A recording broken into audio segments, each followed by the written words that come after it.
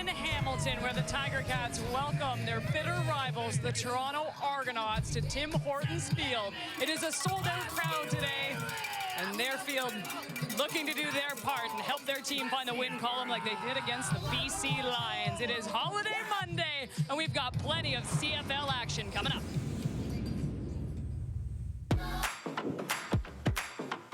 This is Labor Day Monday and the classic between the Toronto Argonauts and the Hamilton Tiger Cats. Kelly loads it up, down the field, touchdown Argos! More fireworks! Tavares Daniels, touchdown Argos! A successful return for James Butler, and up over the top, Superman style. Looking towards the end zone to White, and he's got it! Butler down to the 5, spinning away, staying on it, straight to the end zone! About to get underway on Labor Day.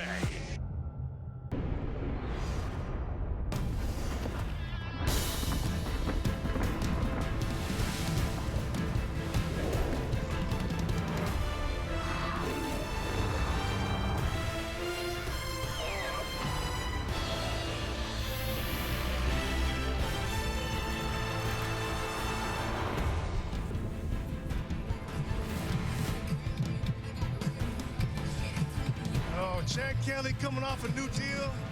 To whom much is given, much is expected. But I'm certain this is something that Chad Kelly will embrace. This is his team. He is the face of the Argos. And here we go. What better way to prove them right than having a big day on Labor Day? Second leading rusher in the league, James Butler, comes in. He can do it all on the ground, through the air. I love what they do in the passing game. This young man, he averages 5.3 yards per carry. He's got A.J. Olek breathing down his neck to take him over second place. He's not going to let that happen today, Bill. A.J. Olek, how about Austin James Thomas, a.k.a. A.J. Olek? Yes. In the ring or on the field, he's a nightmare. He leads the league in 20-plus yards rushes, also averaged 5-6 yards a carry. Chaz, could you imagine tackling this guy as a defensive man? No. I don't know where you get these names from. Austin James? I'm loving the research, Mild. All right, Tim White, the leading receiver for the Tiger Cats in their huge win over the Lions. We have lots on the Tiger Cats receiver coming up during this pregame show. A fantastic feature by our Dave Naylor. And for the Hamilton Tiger Cats, just riding that momentum into this game today. Hamilton hosting this game for the 52nd time since 1950. Their 7-game Labor Day winning streak came to an end last year at the hands of the Toronto Argonauts. Plenty of Argo fans here, though, too, here to cheer on the double blue. But you know these Hamilton fans want this one more than anything. And after what we saw in Regina last night, we know it's Labor Day, and absolutely anything can happen. Hello, Canada, and welcome to Labor Day Monday on TSN. Gabe Burness alongside Davis Sanchez, Matt Dunnigan, Milt Stiegel, and welcome to football from the surface of the sun. It is 33 degrees. Milt's lost 8 pounds just sitting here at this point. But what an absolutely gorgeous, perfect day for CFL football. We will get your thoughts on this game in just a moment, but for now, let's send it over to Matthew Shinetti, who has much more on this balmy weather today. Matt? Yeah, welcome to the surface of the sun, Kate. I was just speaking to the Ticats staff, and here I'm holding a towel because the reporter's best friend in a day like this, to wipe your brow and your nose, they said, listen, you should make this into a pocket square. It's going to be real useful for me today. What is going to be useful for both teams, though, it had to happen a couple days ago. That's hydration. It might be in the low 30s. It feels a lot hotter here. The Argos back in training camp actually did a sweat test, and they, this week, their medical staff and training staff led by Usama Mushtaba actually went to a local grocery store, bought a flat of water and Gatorade, and made sure last night everybody drank, and so that there was no more water. The Ticats have been saying to their players all week, make sure you stay ahead of it.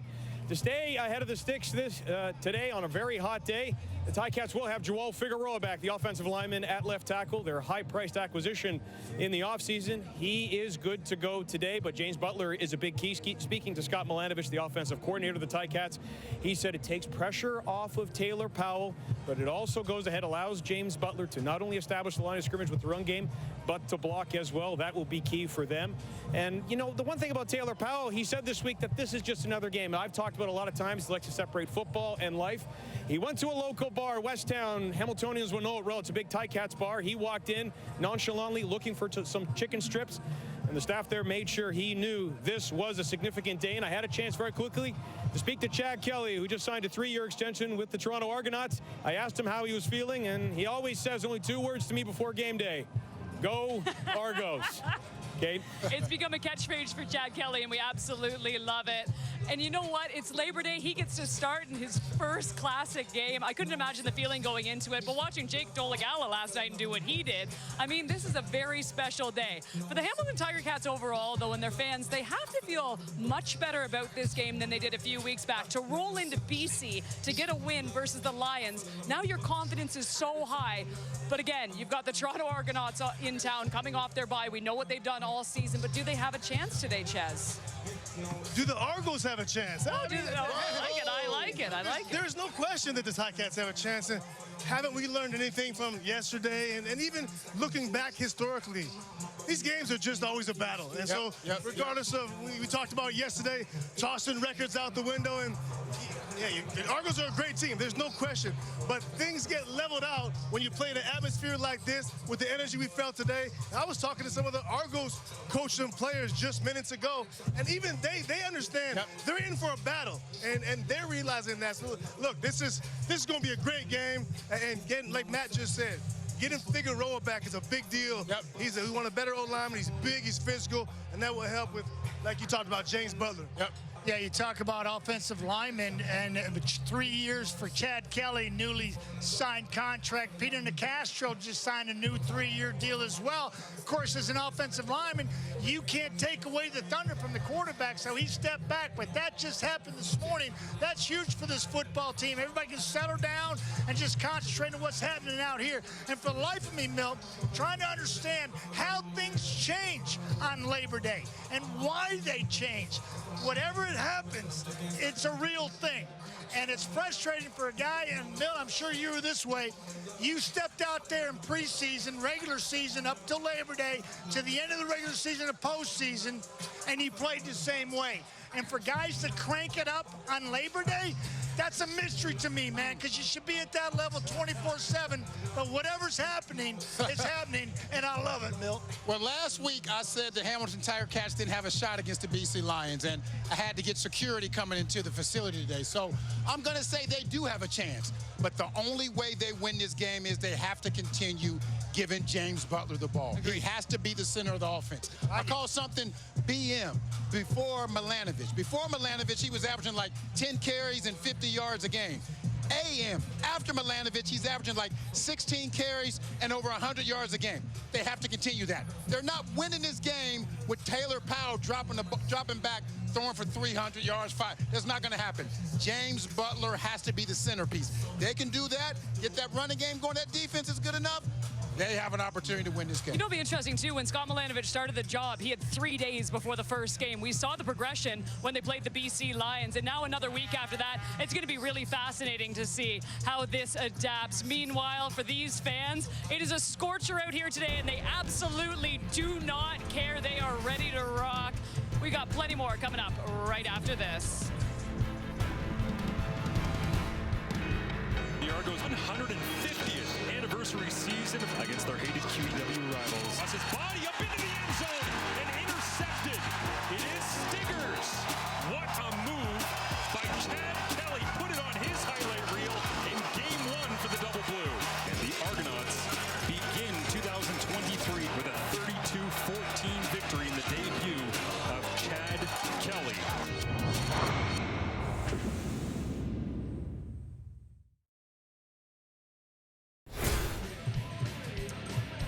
Here's the FanDuel 5 for the Argonauts and the Tiger Cats. James Butler is the top choice. He's plus 120 to find the end zone. Butler is tied atop the league with 6 touchdowns this season. DeVaris Daniels scored a touchdown in their last meeting. He's the 3rd most popular choice to find the end zone. Monte Coxie rounds things out and is a plus 155 to score in this game today. Time now for the expert picks, and we will start with the one and only David Sanchez. I got DeVaris Daniels. The Argos are somehow, you would know, they're at the bottom of the league in pass attempts. 9th in pass attempts.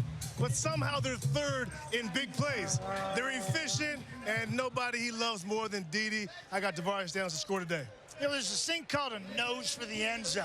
And I really think that A.J. Ouellette has a nose for the end zone. He's found it 4 times this year. I think he's going to be really hungry and get in there, and he's my anytime touchdown pick. Well, the Butler has done it 3 games in a row. He scored a touchdown 3 games in a row. He may need to score 3 or 4 touchdowns for them to win this game today. So I'm definitely going with James Butler.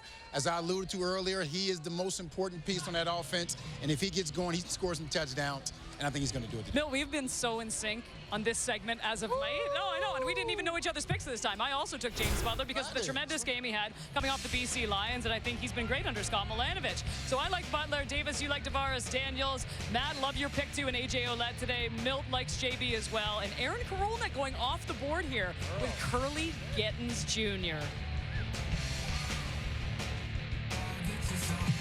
There is no doubt it is impressive what Tim White has already accomplished in his football career, but knowing where he came from and what he's had to endure makes it that much more special. Our Dave Naylor has more on his journey and explains why Tim hasn't reached his athletic potential yet.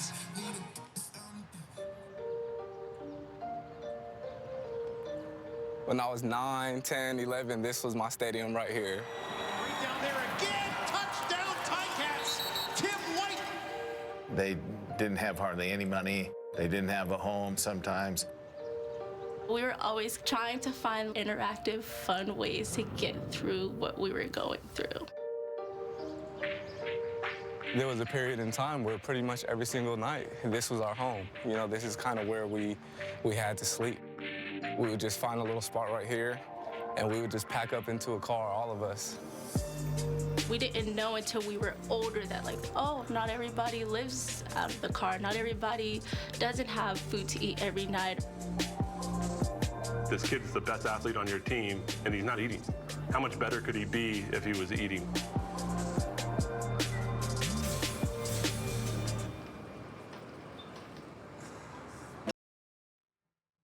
Tim White was born in Santa Clarita, California. The second youngest of 9, his athletic prowess shone early. Sometimes we would go to the park, and all of his siblings, we'd do like regular park stuff, like go down the slide, go on the swings, and then we'll look around and we'll see Timothy like doing a double backflip off the monkey bars. The park, however, was not just a place to play. Often, it was home. In the mornings, I would come in here and, you know, wash up, brush my teeth and everything like that. Just make sure I could take care of my hygiene as best as possible. And then Tim would walk to school. Depending on where they stayed that night, the journey could be as long as 25 kilometers. I remember my siblings and I, we would do like intervals, like workouts to get to school. So sometimes we're like, let's run this block. Okay, we'll run a whole block and then we'd walk another block. By the time Tim started high school, his family's situation had improved. But things were far from perfect. There was times where I've seen Tim pushing a shopping cart down the street before with cans and stuff like that. These were a vital tool for us growing up because we would have to collect cans and do things like that in order to like build up enough money to be able to eat at night. Though money was scarce, having a roof over his head helped lead to new pursuits. While attending Hart High School, Tim joined both the track and field and football teams. This is where it all started right here. I remember like it was yesterday, my first time being able to step out on the football field. I finally felt like I was getting my opportunity to be able to play organized sports. He's a freakish athlete. He's like just a kid who could literally do anything athletically. We haven't seen too many athletes like him come through the Hart program in my 40 years. He might be the best athlete that we've ever had playing Hart football. Tim was blessed with natural ability, but 2 things held him back. The first, poor nutrition. He was in roll call lines for our off-season weight training program. All I saw was this little skinny guy and didn't think much of him at the time. I'm like, dude, what'd you eat today? He's like, nothing. And it's like 3 o'clock in the afternoon by then. And I told him, I go, what if I started helping you out, like bringing you food or something like that? There were some times where I was hungry, and his wife and him would put out meals for me in the morning just so I can eat, have the energy to go to class, and come out here on the football field. If that lunch was still sitting there, I knew Tim wasn't at school on time or whatever the case was, so we were always able to kind of keep track of him. So I think it helped him become accountable and be more responsible. With food taken care of, academics was the next issue to address. I started off on junior varsity. This game week, I thought I was gonna show up and play, and my coach comes up to me, he's like, "You're ineligible." I'm like, "Ineligible? What are you talking about?" If your grades are not to this standard, then that means you cannot play for the team. He didn't have a computer. He didn't have the tools needed to be successful in the classroom. That was his environment that he was living in. Homework takes a back burner to trying to survive. Determined to play, Tim reprioritized and soon got the marks required to put him on the field. We were playing our crosstown rivals one time, and we were down by less than a touchdown with just seconds left to play. And I just made up some play to try to get to Tim.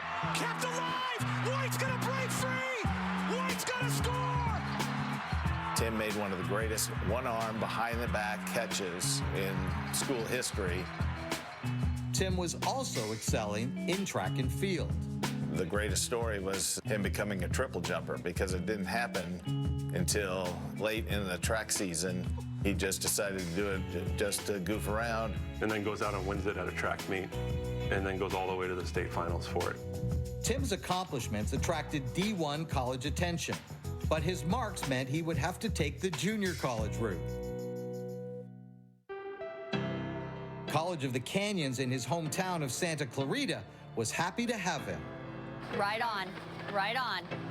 He has our school records in all three, long, triple, and high jump.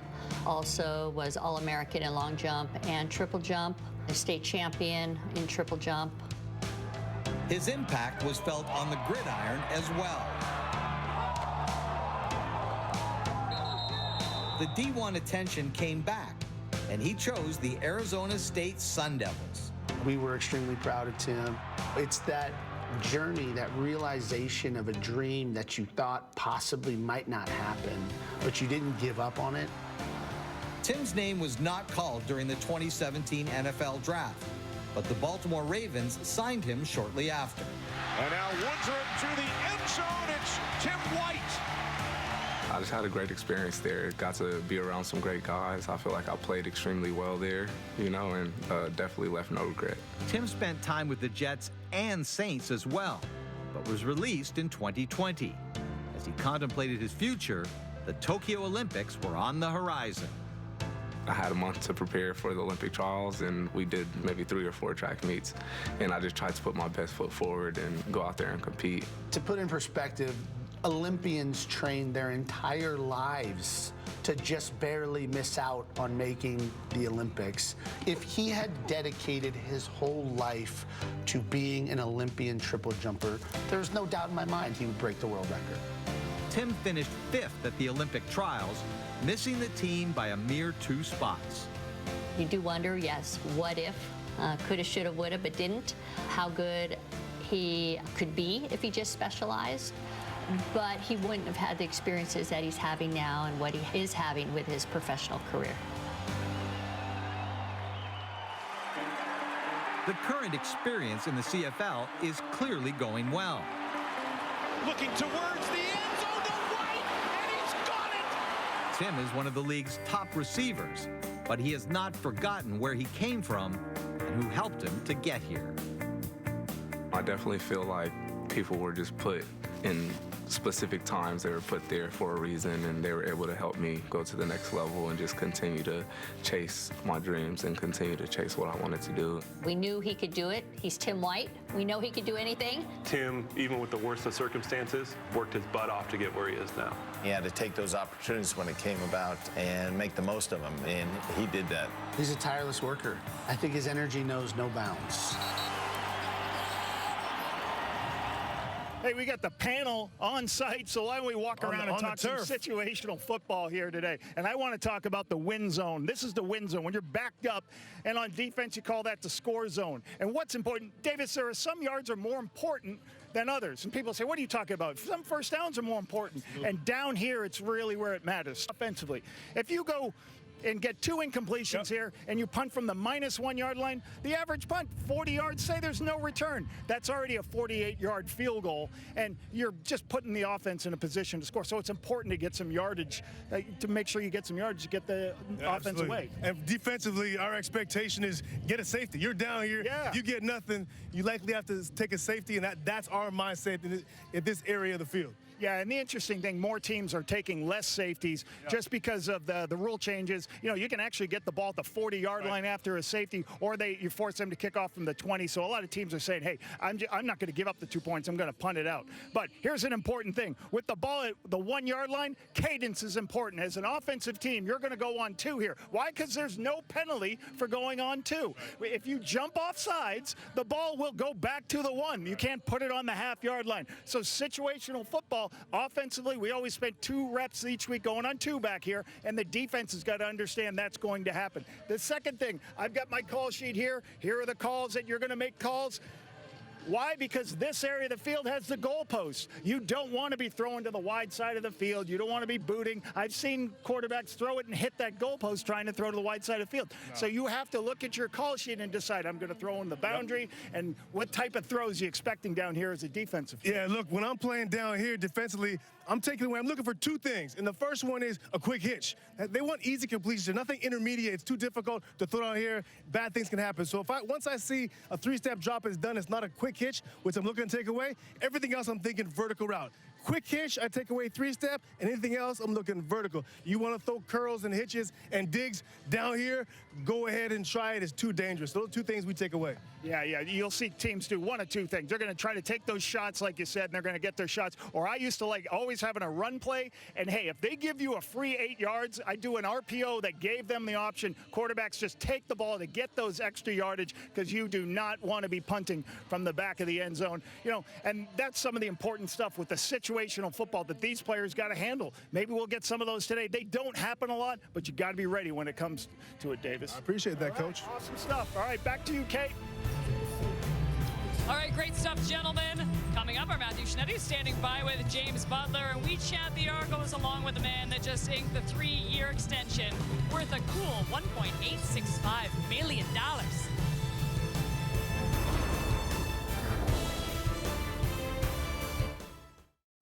How do you translate the CFL to some player who's never played here? The field's enormous. The rules are not very different, but different enough to feel different. It's another country and another anthem. Football in an alternate reality. And then someone mentions Labor Day, and it all starts to make sense. Wherever football is played, anywhere, everywhere, there's always that other team from that other town. Can you believe it? Football where there's nothing to like. And because you wear these colors and play for this city and these fans, this next part makes complete sense in a way that's both absurd and rational. Maybe you're from somewhere else. Maybe this season is going great, or maybe it's not. Maybe you'll play somewhere else tomorrow, next week, or some next season. And that's all okay. But today, you play for this city, and you just beat them. No matter where anyone's from. If they know football, then they know what that means. One win meant to feel the sweetest, because you don't want to think about how it feels the other way. Today, just beat them. That's the truth about Labor Day. And everyone understands it. There really is just something about Labor Day, isn't there? Now, the Ticats have had a tough time here at Tim Hortons Field this season, just 1-4. James Butler looking to improve that record. Here he is, standing by with our Matthew Shinetti. James, last time you spoke on camera, you were clearly emotional after a big game, over 150 yards from scrimmage, nearly 120 rushing. Speaking to Scott Milanovic before the game, he says you don't say much in practice. What have you been taking in from his offense? Just embracing the opportunity. You know, he's definitely a guy who believes in giving his back the ball. So, you know, I just try to, whatever opportunities he gives me, I try to just make the most of them. That's been the motivating factor this week. You're going against an Argos defensive line that proved yet again against the Stampeders last week. They are fierce, and they'll be coming at you. Yeah, it's a great opportunity. You know, it's my first ever Labor Day game. I wrote down today in my journal, Labor Day legendary, so that's the goal. Written down. Let's see if it's on the field. Appreciate you. Yes, sir. Thank you. All right, we were going to talk about Chad Kelly and the Toronto Argonauts here, but some breaking news from the CFL. Pete Robertson has been suspended 1 game for that headbutt on Zach Collaros last night. I don't think any of us are shocked by this. I think a lot of us were shocked with the fact he didn't get tossed from the game last night. Mill, absolutely the right call by the CFL on this one. 100%. If I was in a position where I had to make a decision, I would have did the same thing. And something I've been hearing about Pete Robertson is he's a high-hit character guy. I understand that, but that play right there is egregious, and it's uncalled for, and it's unnecessary. So the fact that he was suspended a game, I am totally on board for it, definitely. And hopefully he learns, and others in the future also learn from this right here. Yeah, I was really, I was more interested and glad how quickly it happened. And like you said, Kate, he shouldn't have been able to continue, because that's not what this sport's about. It's violent enough. We're trying to protect our people, not just the MOP, but if that is another quarterback, a first-year kid, same thing's got to happen. It's got to be consistent across the board. I was really glad to see it. And to Pete Robertson's character, he's a good kid. Yeah, I know he's not about that, but it was the right move by the Canadian Football League. I agree with you guys. I think what Pete Robertson did was ridiculous. I think it was, you said it was egregious, and I understand making a quick action with this for the league. The question I have is, are we setting a precedent? What happens next week or tonight when a defensive lineman headbutts the offensive lineman? Are we gonna? Is he suspended the next game? Because that happens all the time in this league. So I agree. Protect the quarterback. Well, you have you don't think that's the case? It happens all the time in the league. Absolutely. Headbutting, Guys headbutt each other all the time. It says in the rules, headbutting is not allowed in the league. I see the look on your face there, and I understand. Protect Zach Collaros. He's a star. He's a star in this league. I will say this. The next time a defensive lineman or an offensive lineman or a linebacker headbutts somebody, he's going to be suspended the next game. I agree, 100%. We'll see. Yes. Set the precedent. All right, well, 1 game for Pete Robertson, but now let's send it down to the Canadian national anthem.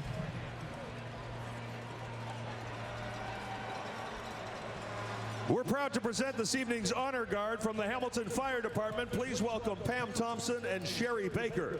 Ladies and gentlemen, please rise if you are able for the singing of our national anthem by a very special guest, one of the grand finalists of Canada's Got Talent, singer, songwriter, and Hamilton's own Meave. Oh, Canada, our home and native land, true patriot love in all of us command. Quand embrasse porter le pays, il sait porter la croix. Ton histoire est une épopée, tes plus brillants exploits. God keep our land glorious and free. Oh, Canada, we stand on guard for thee. Oh, Canada, we stand on guard for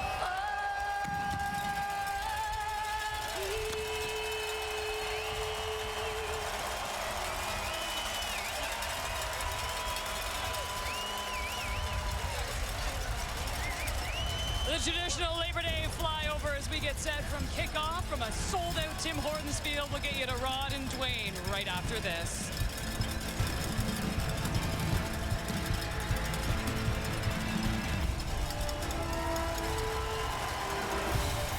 Let's get you to Rod Smith and Dwayne Ford. Thank you, Kate. It is a rivalry that goes back over 70 years with a tradition of meeting every year on Labor Day Monday.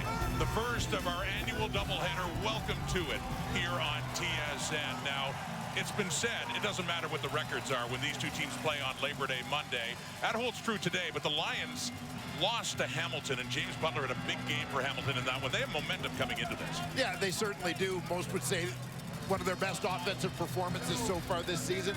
Butler the key. You see his numbers, over 154 total yards.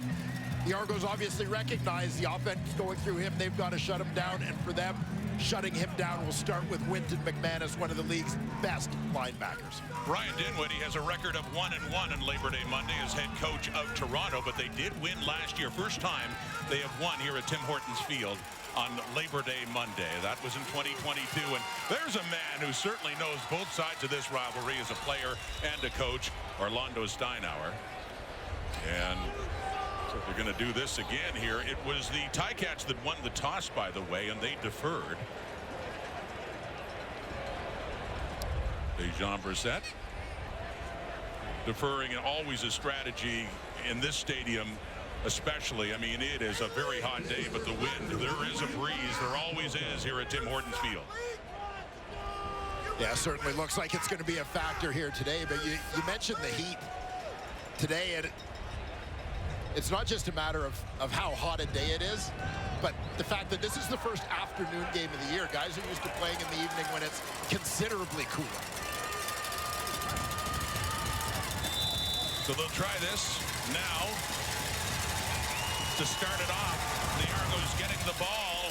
Happy Labor Day Monday, Canada. First of two. The CFL tradition resumes, and it's Dejan Brissett on the return for the Argos and gets it up across the Toronto 45 for Chad Kelly. The new contract, and he has certainly taken the CFL and the Toronto Argonauts by storm this season. Yeah, he has. Absolutely fantastic through the first half of the season for the Toronto Argonauts. His first as a Canadian Football League starter. They've done it largely with the long ball, the best deep ball team in the Canadian Football League. We'll see if that holds true against the Hamilton Tiger Cats here today. He has the highest quarterback rating so far in the CFL at 118.7 if you track that sort of thing. Last week, throwing for over 300 yards for the fourth time this season. But they started off with A.J. Ouellette, who gets it a little closer to midfield, down around the Toronto 54 for their leading rusher. As we take a look, the offensive line anchored in the middle by Darius Sirocco, Burlington, Ontario native, between Hamilton and Toronto, and a former Ticat. So feeling the rivalry in all ways here today. And in the receiving corps, the veteran Davaris Daniels leads the Canadian Football League in yards per catch. He's averaging over 22 a pop. A gain of 5 for Ouellette. 2nd and 5 from the Argo 54. Chad Kelly throwing, completing. Cam Phillips first down and inside the Ticat 40. Deep Toronto Argonaut receiving corps. We're seeing Cam Phillips really coming into his own this season for the Double Blue.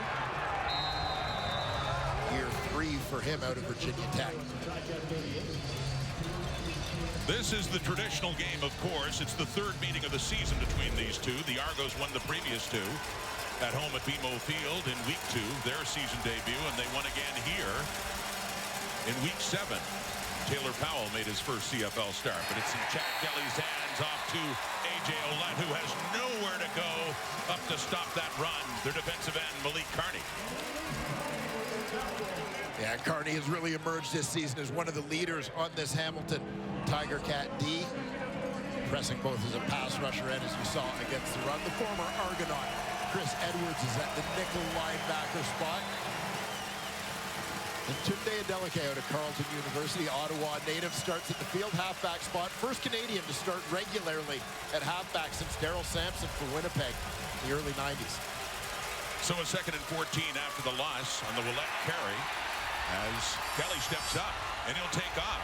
Yeah, he can run, and he does get it down to about the 25 and a first down on the ground for the Argos as this drive continues. Yeah, and this is one that'll make you cringe as a defensive coordinator. For Mark Washington, he sees his team getting the Argos exactly where they want them in a 2nd and extra long. Great chance to get them off the field, but Chad Kelly used his legs to extend this drive. And it's back to Ouellette. The Argos' leading rusher came in third in the CFL heading into week 13 in rushing yards, coming in with 631. In his fourth season out of Ohio. Yeah, and Ouellette has really taken the Lions' share of the carries in that ground game this year. Of course, still supported by the future Hall of Famer Andrew Harris, but no doubt that Ouellette is now the starter. Opening drive of this Labor Day Classic, Toronto Argonauts, and they've got it deep in Ticat territory. Down to the 21 and a 2nd and 6 for Kelly. Looking to pass again, and he does, off to the right, towards the end zone, and just off the fingertips there, the intended receiver, Tavares Daniels. It's Tunde Adeleke in on the coverage for Hamilton. 3rd down and a field goal try coming up. Looking for Tavares Daniels. They go quads to that right side of the field. Trying to get the clear with the outside receiver. But you saw Adeleke sat on that, let the deep man go as he read where the ball was going. Bold throw there for Kelly. A couple of defenders nearby. Boris Beatty is the 2nd best field goal percentage behind Sean White this season so far. Only 1 miss, longest of 47, a much shorter try here from inside the 30 for Beatty. Straight down the middle. Opening possession, opening points on the board for Kelly and the Argo offense. Taylor Powell's turn coming up with the Ticats here on Labor Day weekend. Last week, the Ticats went into BC Place's decisive underdogs and really put together a good performance. Ball control offense. Taylor Powell picked up his first win as a starter. He went 18 of 23 for 222. He threw a touchdown pass as well. So that man, James Butler, had one on the ground as well, as the Ticats and Powell went on to win it 30-13 over BC. So coming into this 3rd game of the season against Toronto, first possession for the Ticats and Powell as he dumps it off and completes it to James Butler. But for Taylor Powell, remember, Dwayne, he had his first CFL start right here against the Argos. Much different circumstances 6 weeks ago. Yeah, and you're seeing a little bit of an evolution, obviously, in a young quarterback. Every week gaining valuable experience, but I think you also have to look at the game plan and him being put in a position to succeed. Taylor Powell had the lowest number of pass attempts and completions of any of his 4 starts. Last week, James Butler had his highest number of carries of the season. Meanwhile, Powell completes passes at his highest percentage of the year. So it all kind of goes together. 2nd and 6, looking deep left, and an open receiver, Tim White. A flag comes out afterwards as he had a chance to catch that ball. It falls incomplete. See what the flag's all about. Tavares McFadden in on the coverage.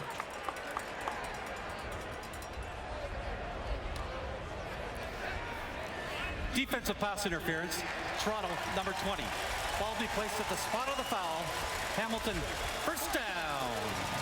As called by Dave Foxcroft, working his final CFL game on the field.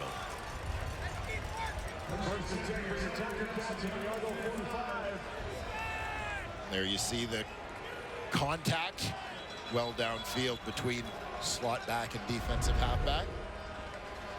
We'll have more to say about the head referee, Dave Foxcroft, later in this, his final game, working the Argos Ticats on Labor Day Monday. There he is, 355th game on the field as a CFL official. Remarkable career. And off to the Big Ten next year, but he'll be in the command center the balance of this season, still working CFL games. So with the penalty now, a 1st and 10 from the Argo 48. Back in the hands of Butler, and short game for Butler, who last week at 118 on the ground against BC. And we'll take a look at some boys leading the way for James Butler. They get Joel Figueroa back at the left tackle spot, adding some more experience to that offensive line. Brandon Kemp slides over from left to play on the right side. With a lot of focus on Butler in that ground game, keep an eye on Tyreek McAllister. He could be plan B, kind of the X factor, should the Argo D start to key on Butler in that run game. He's a return specialist too, but they do try to get him in space. You're right. starting as a slot back in here, 2nd and 9, and that is complete. And that's Duke Williams. And trying to push for a little bit more, shy of a first down. So a 3rd down coming up here for the Ticats. And Duke Williams with a physical effort after the catch here, allowing them to pick up a couple of extra yards, but the Argonaut defense rallies to wrap them up and bring them down ahead of that first down marker. So the punt team comes on now.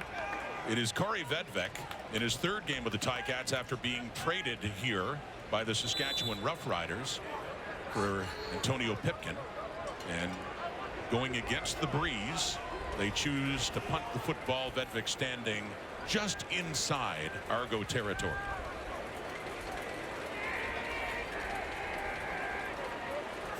Play clock down to 2. Drops the ball, can't get it away. Vedvik finally does with the left foot, and it is taken down inside the 20. So manages to get it away and at least hem the Argos down after a 23-yarder. So Chad Kelly coming back on with a 3-point lead and a new 3-year deal. Argos up early, the Labor Day Classic on TSN.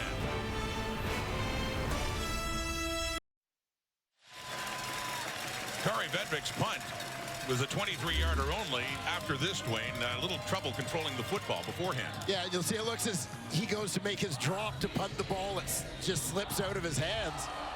Fortunate to be able to pick that up. Booted on the run. And to no surprise, it was a no yards penalty after that. Tack that on. And the net exchanged is 15 yards as the Argos will start from the 32 with a 3-0 lead. Possession number 2 for Chad Kelly and that Toronto offense. The toss to Ouellette. Play whistle dead with the flag down.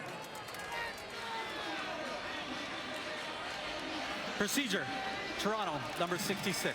5-yard penalty remains first down. Flag called on the left tackle, Isaiah Cage. Missed a chunk of the season with injury. Glad to have him back in there for a Argo offensive line. Now it's a team thing, a unit thing, but fewest sacks allowed on Chad Kelly this season in the Canadian Football League. A 1st and 15 at the Argo 27. Quickly going to work to Curly Gittens Jr. Gets it up across the 30 and some of that yardage back. This is a look at what happened last week. Just a crazy game at BMO Field against the Calgary Stampeders. Yeah, this one turned into a good old-fashioned shootout, particularly through the first 3 quarters. And we mentioned off the top that Argo's affection for the deep ball, as you saw long TD receptions there. DeMonte Coxey and Davaris Daniels. Certainly among Chad Kelly's favorite targets this season. Stampeders, Jake Mayer, they were rolling as well. Both teams racking up over 30 points in that one. Decided on a punt return touchdown for Javon Leake to lead the way in the CFL in that department this season. Hamilton, number 44. 5-yard penalty remains second down. We've got some of the yardage back and then another penalty coming up here to make it a 2nd down and 4.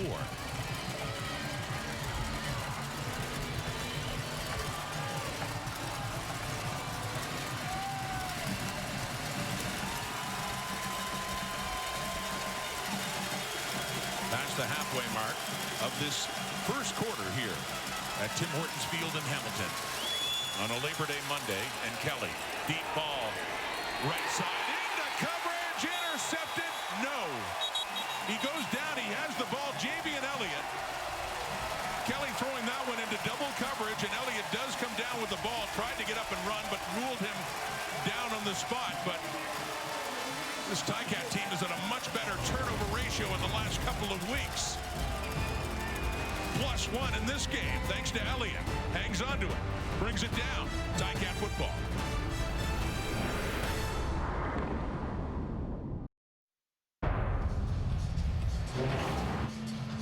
And you'll see Daniels is the intended receiver on this one. He's working towards the corner.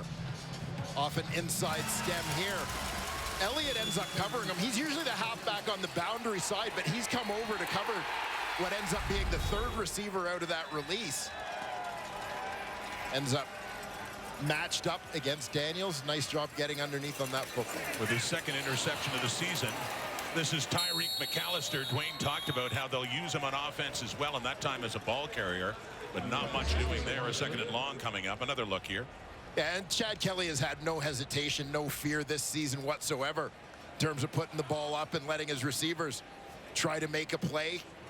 Great faith in his pass catchers to make those contested grabs, but this time ball's a little short for Daniels, allowing Elliott to come underneath and make a play. Second and 10 now. No gain. McAllister under pressure, and down he goes. The ball comes out. Looked like he was down already. Ticat football. Nonetheless, and a third down coming up as the Argos brought the heat and took Powell down. Yeah, it looked like Sean Oakman on the inside made the play, but watch Robbie Smith coming around the corner to his left, supplying the pressure as well.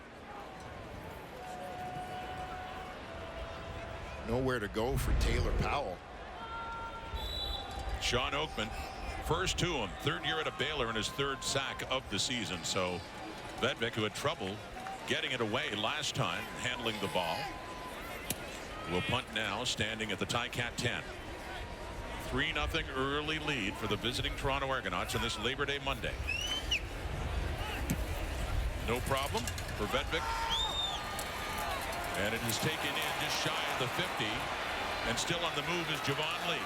Top punt returner in the Canadian Football League. Breaks it to the right. Still going a good return as he gets it inside the Ticat 35. Coming off a game, as mentioned, when he had his fourth touchdown of the season. Argos with the lead and with the ball. Coming back. Hamilton, number 22. The penalties decline. This past week, the CFL has been mourning the passing of one of the greatest defensive gurus the league has ever seen, Rich Stubler, who impacted so many people in his time in the Canadian Football League, starting with Hamilton and stops along the way with the Argos as well. With more on who he influenced so much, let's go to Matthew Shinetti. 2 days before the Hamilton Tiger-Cats beat the BC Lions in BC Place, Orlando Steinauer was texting with his coach, and then he called him. And the two of them shared a conversation about what the Ticats were feeling and how Steinauer felt the wheels were starting to turn. Steinauer didn't know that'd be the last time he'd be speaking to his longtime mentor and coach. Corey Mace won a Grey Cup with Rich Stubler in 2014. He was talking to me before the game, Rod, about that it didn't mean the stats.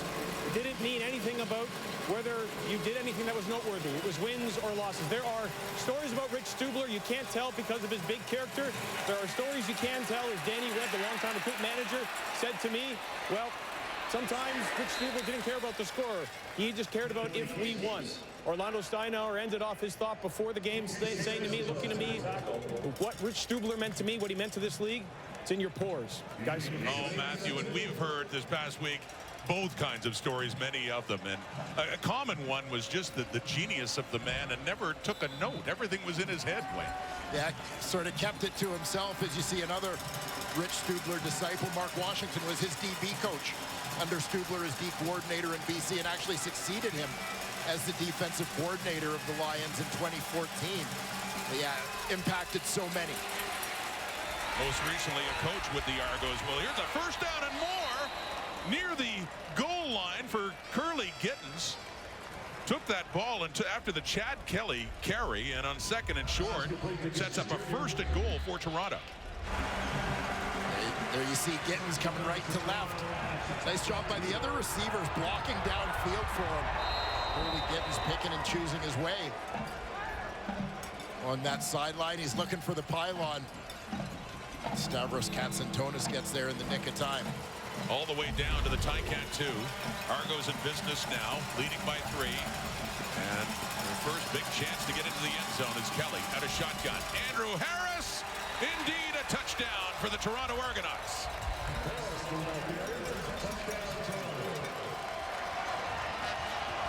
The fifth leading rusher in the history of the Canadian Football League has himself a Labor Day touchdown as a member of the Double Blue. And the Tiger Cats being hurt in the field position game early on here. Punt impacted by the wind. Big return by Leak. And it's a string of plays on the ground. Scramble by Kelly. Run by Gittins. Run by Harris. For the major. Harris was injured against the Ticats, one of several games close together last season. Wasn't able to play in the Labor Day game. Didn't have a touchdown until late in the season. That is his second rushing touchdown. As a member of the Argos this season, Boris Beatty, the point after try, and just barely tucks that in. Inside the right upright. So his final season in the Canadian Football League. Junior football coaching career ahead for Andrew Harris in Vancouver Island, but can still get it done and still an important part of this offense, Dwayne. Yeah, on the left side of that line doing a terrific job just washing things down. Isaiah Cage at left tackle. Drives his man across at the point of attack, allowing Harris to just hit it straight up.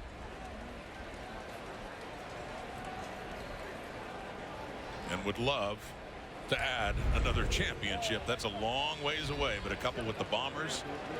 A Grey Cup back in 2011 with the BC Lions early in his career, and then last year in Toronto's victory over his old team. So here we are at Labor Day, but as he looks down the road on this team that's off to a very good start, he would love a chance for another one. And this is final season. There's McAllister back, one of the returners for the Ticats, now in a 10-point hole. The other one is Sean Thomas Erlington.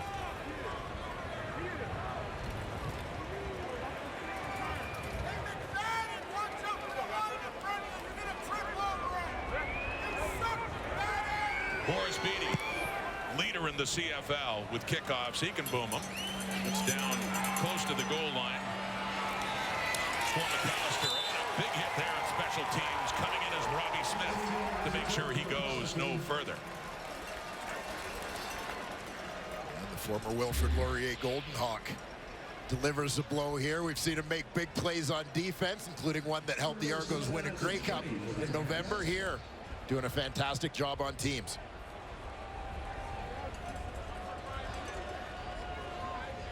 He's another one who's had some big plays for this Argo team. Somewhat understated, but remembering him in the Grey Cup, blocking that kick right at the end as the Bombers were trying to take the lead in the dying seconds of that one. From the 20. First down. And James Butler. We look at that Argonaut starting defense.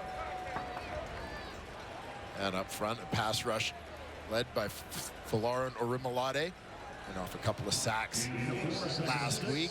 In the linebacking core, we'll keep an eye on the man in the middle, Jordan Williams, former #1 overall pick by the BC Lions in 2020. And on the back end, an injury to Deshaun Amos last week, ankle injury for him, brings Tarvaris McFadden back into the lineup. He'll get the start at field halfback today. He had been their field corner last year and giving way to Quantez Stigers in that. McFadden mentioned so at field half. They added Mason Pierce to the lineup as a backup in that secondary. So now a 10-0 Argo lead after a 3-play 31-yard drive. The Andrew Harris touchdown. Taylor Powell steps out. That one is intercepted by Jamal Peters. And back it comes as we now have a turnover per side, and the pick by Peters is his second of the season, and the Argos will start another drive in Hamilton territory after that interception. Well, and we often talk about receivers in terms of their catch radius, basically their range, their reach, the balls that they can get to. And a similar thing applies for defensive backs. Jamal Peters, a guy who would have one of the largest catch radiuses among DBs, and you saw it right there. Tall guy, long arms, goes up and gets this one in an instance where Taylor Powell thought he had an open receiver and was going to be able to slip it in there. And for Peters, a 15-yard return on that, his 7th pick in his last 4 games against the Argos, no matter who the quarterback is, or against the Ticats, I should say, no matter who that quarterback is, Peters seems to enjoy himself playing here against Hamilton. Deep look into the end zone just like that. Touchdown, Tavares Daniels. And Kelly and the Argos make the Ticats pay right away. Well, Chad Kelly with all sorts of time to set up and throw the ball. And his #1 deep threat, Tavares Daniels, cashes in. Watch Daniels coming all the way across the field.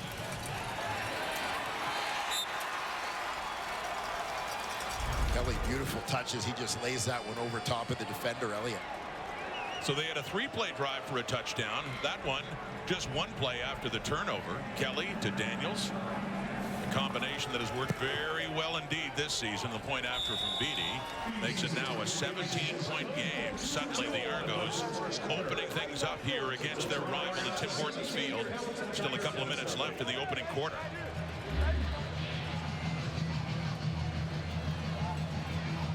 And we've had a couple of instances here for the Toronto Argonauts where they've been gifted short fields, good starting position offensively.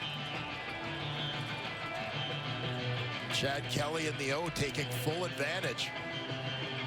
Quick shot here to Tavares Daniels. He's been on a roll. Well, that Argo offense, 14 points in a minute 53, and you give the defense a lot of credit too because of where they've started. Best starting field position in the CFL, and in each and every game, regardless of the opponent for the Argos in their 9 games coming into this one. Put some respect on that. Shorter fields, offense is taking advantage. Daniels, his 7th touchdown of the season, making it a 17-0 Toronto Argonaut lead. Yeah, his 5th touchdown in his last 3 games. Had a big one against Ottawa when he racked up 3 touchdowns. One against Calgary last week. So Beattie the kickoff again. And this time is different for McAllister as he gets it up across the 40. A better return as Adamaboye escorts him out. But now a little better place to start for Taylor Powell and the Ticats offense after a 40-yard return from Tyreek McAllister. Yeah, we'll see if this can provide a little bit of spark for Hamilton offensively. They just have not been able to get going.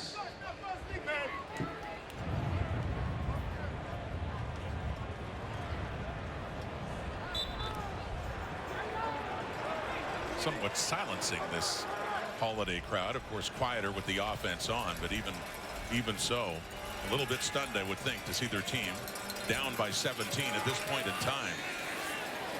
Powell, he goes deep, looking for something here, but it's a little too far for his intended receiver there, and that is Tim White. So 2nd down coming up. And I know Taylor Powell's going to go wherever his reads take him, but obviously don't want to get up trying to get it all back at once. Excuse me, 17. Terry Godwin, the intended receiver. An attempted deep shot. Leaves him now in a 2nd and long. Godwin back, wide right.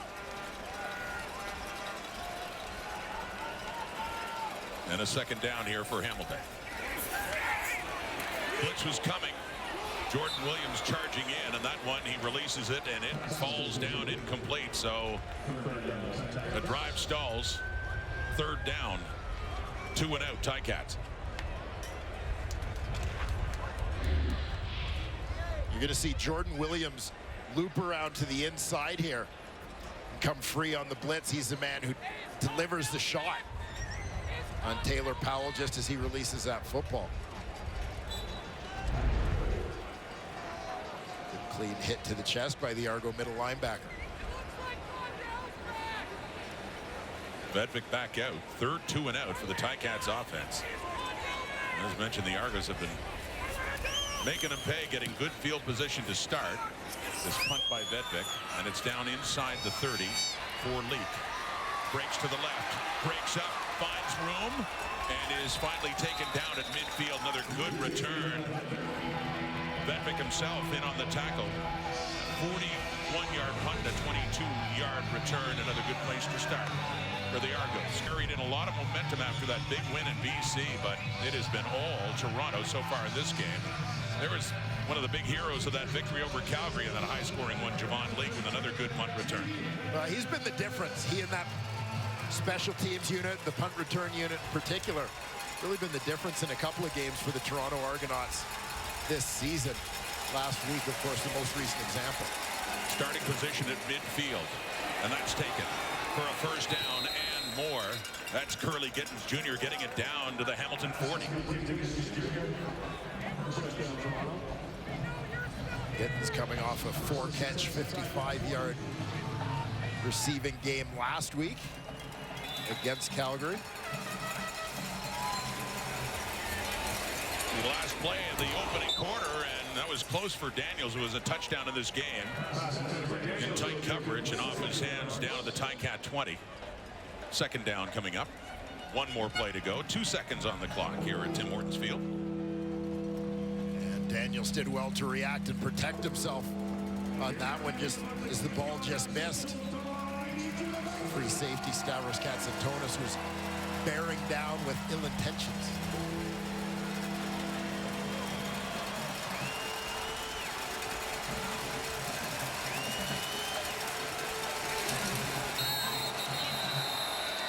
Flags coming out. Simone Lawrence hustling up, trying Offside. to time it. Number 21, Hamilton. It's a 5-yard penalty. Remains second down. A little over-exuberant for the veteran Ticat linebacker, Simone Lawrence. As you said, just try to time up that blitz. Came running up full tilt. Lost his footing and slid into that neutral zone. Earlier in this game, in the first play from scrimmage, by the way, Lawrence got a 700th career tackle. All-time tackle leader in the history of the Hamilton Tiger Cats. 2nd and 5 now, last play of the quarter this time, and it falls incomplete, intended for DeMonte Coxey with Kenneth George there, and Kelly was knocked down getting rid of that, but one of few things that haven't worked out for Kelly and the Argos in an impressive first 15 for the Double Blue, visiting the black and gold in that traditional Labor Day Classic. All Argos so far heading to the second quarter and leading at 17-0.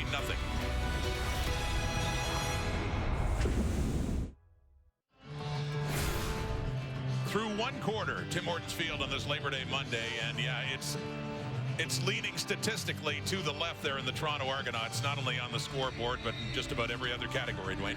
Yeah, kind of expecting the screen to be on a little bit of a tilt, the way that the first quarter of this one went. The Hamilton Tiger Cats didn't have to throw the ball a ton last week because they did such a good job running it, but unable to get going in either aspect of their offense. So far, we'll see if having the wind at their backs can make a little bit of a difference here in the second quarter. And mentioned, part of the story is that stat about starting field position for Toronto that's favored them all season long, even in this game. And you see it with the work of their defense, the work of their special teams, how their offense has had short fields and they have struck quickly. A 3-play drive, a 1-play drive for a touchdown. We got Boris Beatty on now on a 3rd down, Toronto, and will punt. Against that win, John Haggerty, their punter, did dress earlier. He's been injured, though. He missed last week's game against Calgary, too.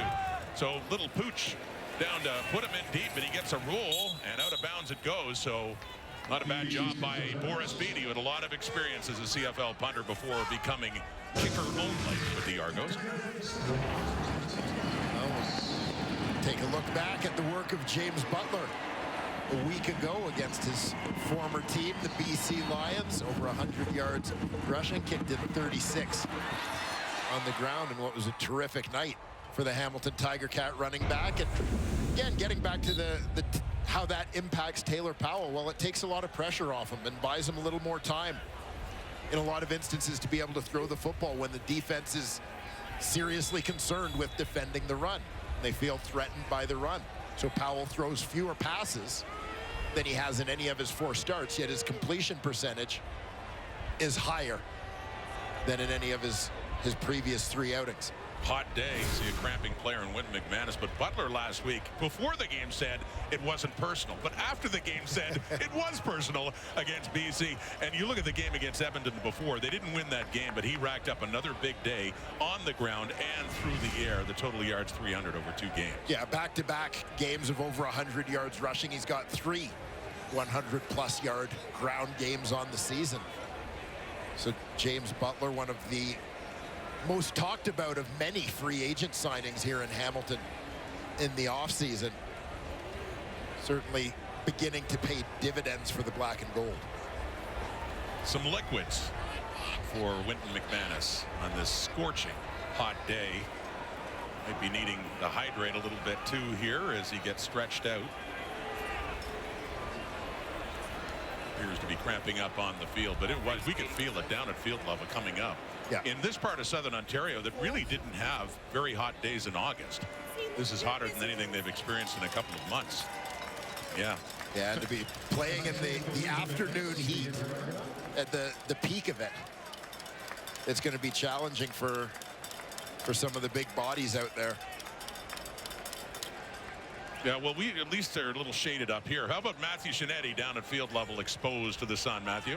I've learned a long time ago, Rod, you got to hydrate yesterday in order to deal with the game today. Well, Jamal Peters, after that interception, put some ice on his quad. He's on the bike right now. That's his left quad. And the Argos this week did go ahead and offer their guys electrolytes and plenty of water. That's Osama Mushtaba and the medical and training staff. But I'm looking at Robertson Daniel, who's had a calf issue. Obviously, we saw Winton McManus. A lot of ice and wet towels on the Argos sidelines. Not so much on the Ticats sidelines, but you wonder how that's going to affect the Argos as the game goes on, guys. And Matthew, on that first down for Hamilton, Tim White had enough yardage for another first down, but negated by a penalty. Pushed them 5 yards back and an offside, so it's back to the Ticat, say, 8-yard line. Yeah, the good news is the Tiger Cats now have the win. The bad news is the field position battle is still not going in their favor. From deep in their zone, setting up a draw now to Butler. And he is tackled. Nicely coming in by the middle linebacker, Jordan Williams. Make it a 2nd and long here coming up. Still about 14 yards to go. And you take a look depth-wise at this Toronto Argonauts defense with Winton McManus going out. Still, of course, have Jordan Williams in the middle of that defense, but Jonathan Jones, who's been so productive for this team over the last couple of years, is the guy who comes in at will. Not much of a drop-off there. His time at will and in the middle as well. You're right. So throwing now on 2nd and long, complete, a big first down. Biggest offensive play of the day for the Ticats, and Powell, Tim White, the receiver. And that buys him some space, too, as they get it up across the 25. Yeah, a little bit of breathing room here for Taylor Powell and the Tiger Cats offense, and certainly for Scott Milanovic now calling the offensive plays for Hamilton. Gives them a few more options out in this part of the field. Gain of 24 yards, actually across the 30 to the 33 now for the Ticats. In a 17-point hole here early in the 2nd quarter for Taylor Powell. Ran at a time. Gets it away to nobody. Heading out of bounds. 2nd down. And Scott Milanovic, the new offensive coordinator, taking over a few weeks ago from Tommy Condell. And Orlando Steinauer has quite a history with him going back to the Toronto days, but we like the influence, the impact that he's had on Taylor Powell. Powell said that himself. He likes the approach, very straightforward by Milanovic. And that would certainly be the reputation of Scott Milanovic, and an experienced quarterback as well, a guy who knows the game from that position, from that perspective in this league. Former Argo head coach, of course, as well. He knows this Labor Day game from the other sideline very, very well, coaching the Argos from 2012 through 2016. So not enough for the first down there. Terry Godwin coming across.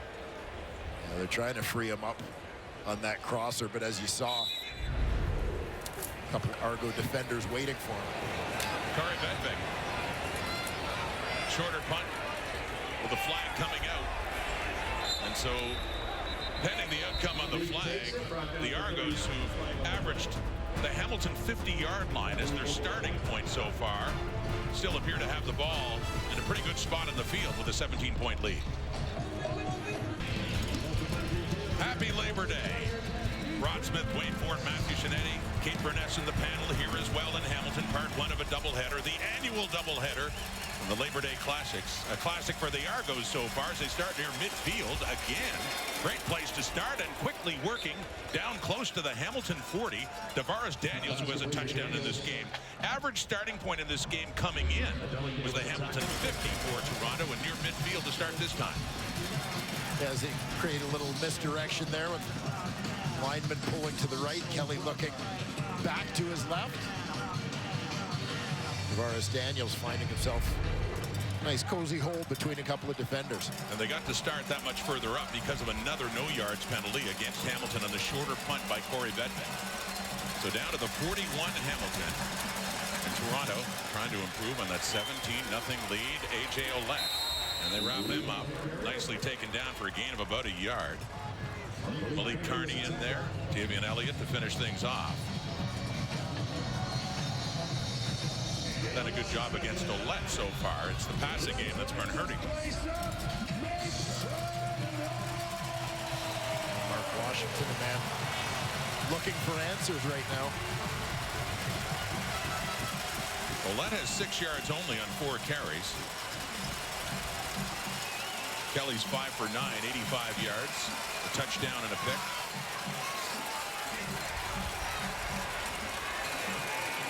Passing situation, pressure coming, gets rid of it. He wanted DeMonte Coxie, who was turned around a little bit there, not even close on that second down and long play. So a third down coming up here for the Argos.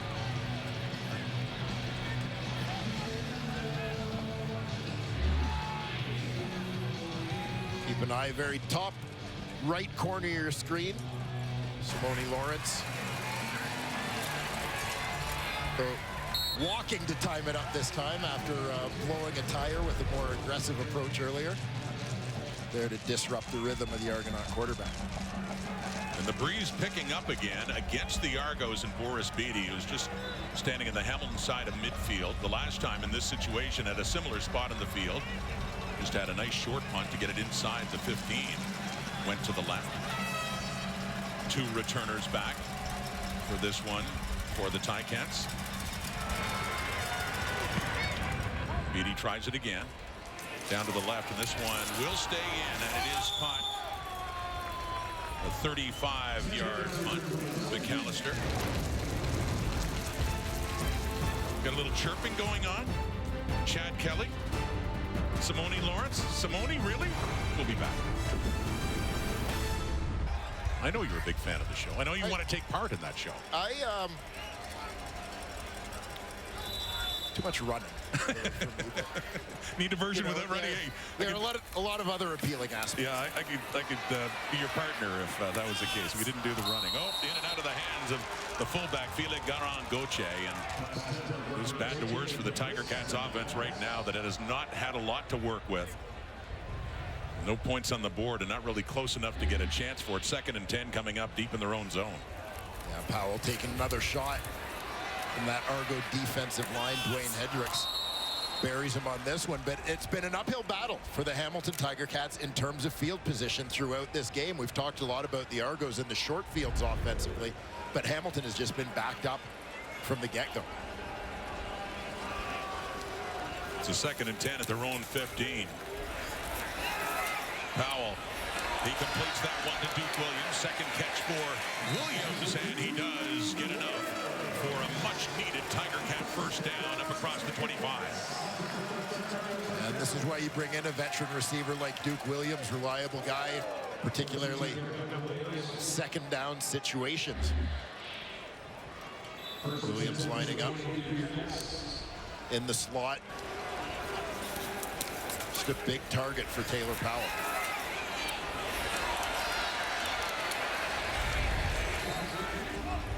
Gain of 13 yards, 1st and 10 now at the Hamilton 28. That's the Butler. And he gets it up to the 35, tripped up after that screen pass to Butler. And there is Mason Pierce, first year out of Colorado School of Mines, one of the new additions to the secondary for the Argos. Yeah, Argos suffered 3 injuries on the back end last week. We mentioned Deshaun Amos, the one starter, going down. And now when they also lose Josh Haggerty, their backup free safety. Can you name a former CFL player recently who went to the Colorado School of Mines? Let me think about that. Hint, a quarterback who got an occasional start. Here in Hamilton, actually. Not with the Ticats, mind you. That's enough hints. Answer to be given later. Saskatchewan? Procedure. Ooh, I think Hamilton, number 64. 5-yard penalty. Remains 2nd down. Calderwood Mancy called in the procedure call, but yes, you're going down the right path here. It'll come to me. Colorado School of Mines. Orlando Steinauer, 2-1 on Labor Day Monday since taking over as head coach in 2019. Coach of the year in the CFL that year that they went 15-3. Went on to face Winnipeg in the Grey Cup. First of back-to-back years. But a tougher season now, coming in at 4-6, encouraged by that victory in BC after a really tough loss to the Edmonton Elks a couple of weeks ago here at Tim Hortons Field. 2nd and 8 at the Hamilton 30 for Taylor Powell.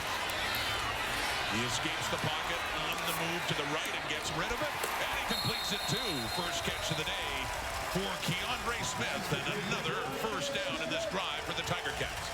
This play is made by the awareness of the running back, James Butler. You're going to see him come across. Watch, coming from depth is the nickel linebacker, Adarius Pickett.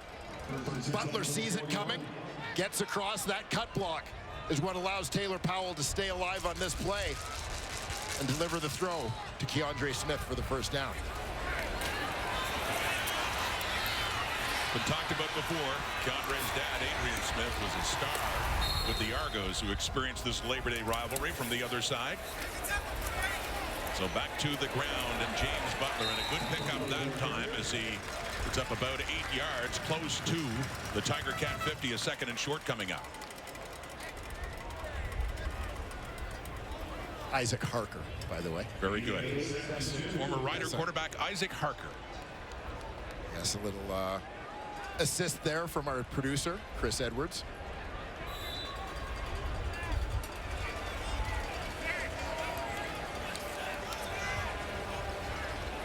Second and 2. Ticats need to get something going here. Past the midway point of the second quarter. Down. 3 scores. Oh, and that'll help. Leaping over a defender is Butler. Big pickup, first down, and a lot more. A gain of 12 for James Butler. A little hurdle action for the Ticat running back. Yeah, this was the most casual-looking, spectacular run of the season. If you watch Butler, he's kind of pacing himself. Sets up the block, burst to the outside. I'll just casually leap over this guy and run past the first down marker. Tiger Cats starting to get going, and no surprise to see number 9 at the center of it all. That was the newcomer, Mason Pierce, who played the role of the hurdle there for Butler. Inside Argo territory, inside the 50. And it was Tim White. Little deception there by the Ticats, but not much of a gain. 2nd and long. And you wonder, having seen that slip as Tim White tried to make a cut upfield. We saw Simone Lawrence earlier blowing a tire as he tried to time up the blitz. If perhaps some of the humidity and big sweaty bodies might be affecting field conditions and traction down there a little bit. Very, very hot, muggy day here, especially down at field level at Tim Hortons Field. In the 30s. 2nd and 11. And running out of time and space is Powell, who just slides and maybe gets back to the original line of scrimmage just inside the 50. So a 3rd down is coming up. Encouraging drive for the Tiger Cats, but unable to advance it any farther.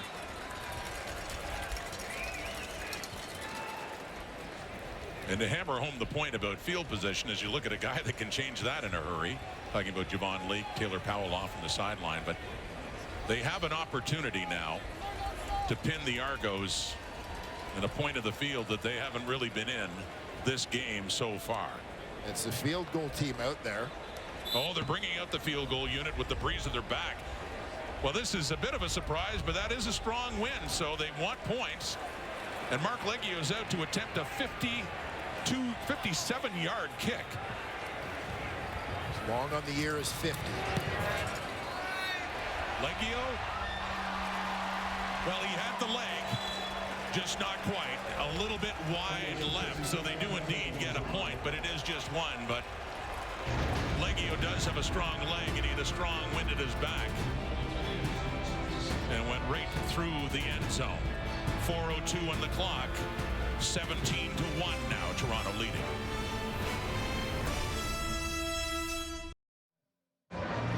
He is now the highest paid player in the Canadian Football League after a 3-year extension announced earlier this week for Chad Kelly. Let's go to Matthew. They knew they wanted to sign that extension and put it together. The Argos did, apparently, according to Ryan Dinwiddie, back in week 2. I asked the coach why, and he said over the last number of months, he's seen something out of Chad Kelly, an evolution in maturity in his first year, and maybe we saw a bit of it when he came in during the Grey Cup in Regina. But it's about being the CEO of your own corporation, being so fixated on the game. Ryan Dinwiddie says, I want Chad to get away from the facility so much. I asked Kelly when he knew he was going to be successful in the CFL, and he told me, without giving names, mind you, that he was hearing some criticism from those around the league that maybe he couldn't really measure up in this league or measure up as a professional quarterback. And then I asked him, who said that? And Chad Kelly, as he often does, just looked at me and said, go Argos, guys. Let that suffice, Matthew. Doesn't want to get into it any further than that, but sure, he's had some critics earlier on, but he's really making the most of this opportunity and getting rewarded for it now. Yeah, no question. And the Argos were high on Chad Kelly from day one. A shrewd move to acquire his negotiation list rights from Edmonton. If you remember, that was the Nick Arbuckle trade going back a couple of years. Second down and 10 from the 50. It's intercepted. It's Stavros Katsantonis with it. And whistled down, but another pick for the Ticats. The second one thrown by Kelly today. And even though they were, once again, starting in a good spot in the field, this time the Ticats get the ball back, and they will start at their 40 after that interception by Stavros Katsantonis. Yeah, big grab. Katsantonis deep middle on your screen. Makes a great read and is just coming downhill all the way. Argos maybe looking to challenge for pass interference here. Ryan Dinwiddie putting that challenge flag Toronto down. was challenging that there was defensive pass interference on the previous play. We'll review the play.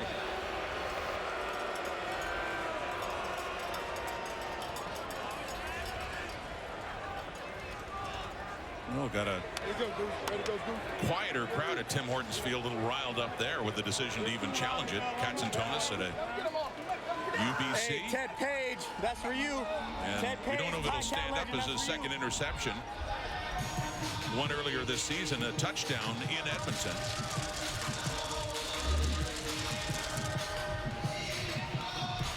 Keep an eye here on the halfback, Tunde Adeleke, who ends up in coverage on the intended receiver. Katsantonis providing the help over top. Little bit of contact, but nothing that's impeding the receiver. You see him kind of grab as they go to the ground, as if he's making a tackle, but this is after the ball was already picked. It's not affecting the receiver's ability to make a play on the football. And as for Katsantonis coming forward, he steps up, and that's his space at that point. He didn't come through the receiver to make a play on the ball.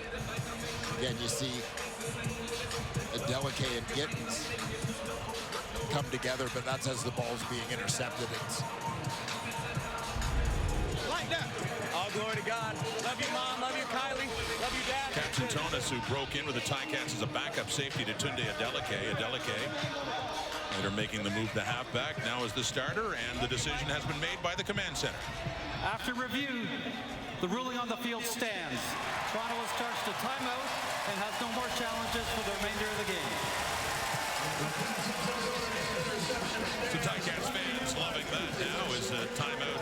taken away from Ryan Dinwiddie and the Argos. Still with a 16-point lead, but something for the Ticats to work with now. The turnover and 3:03 on the clock until halftime. Can't let you have all the Down 17-1, and they start this from their own 40. Be the last play before the official 3-minute warning. For Taylor Powell and James Butler, left side. They're good carry and a little push at the end too to get it across the 50 and a first down for the Ticats. It's been all Argos in this Labor Day Classic, but the Ticats are finally making some noise now thanks to that interception. Cats and Tonis, it stands Ticat football.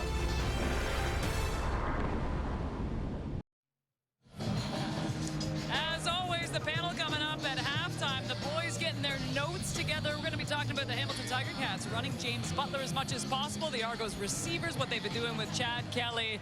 And Ches is way too relaxed at this point. Rod? Oh, Kate, he's just kicking back. Just kicking back, I should say. And why aren't they wearing their jackets? They're on air technically.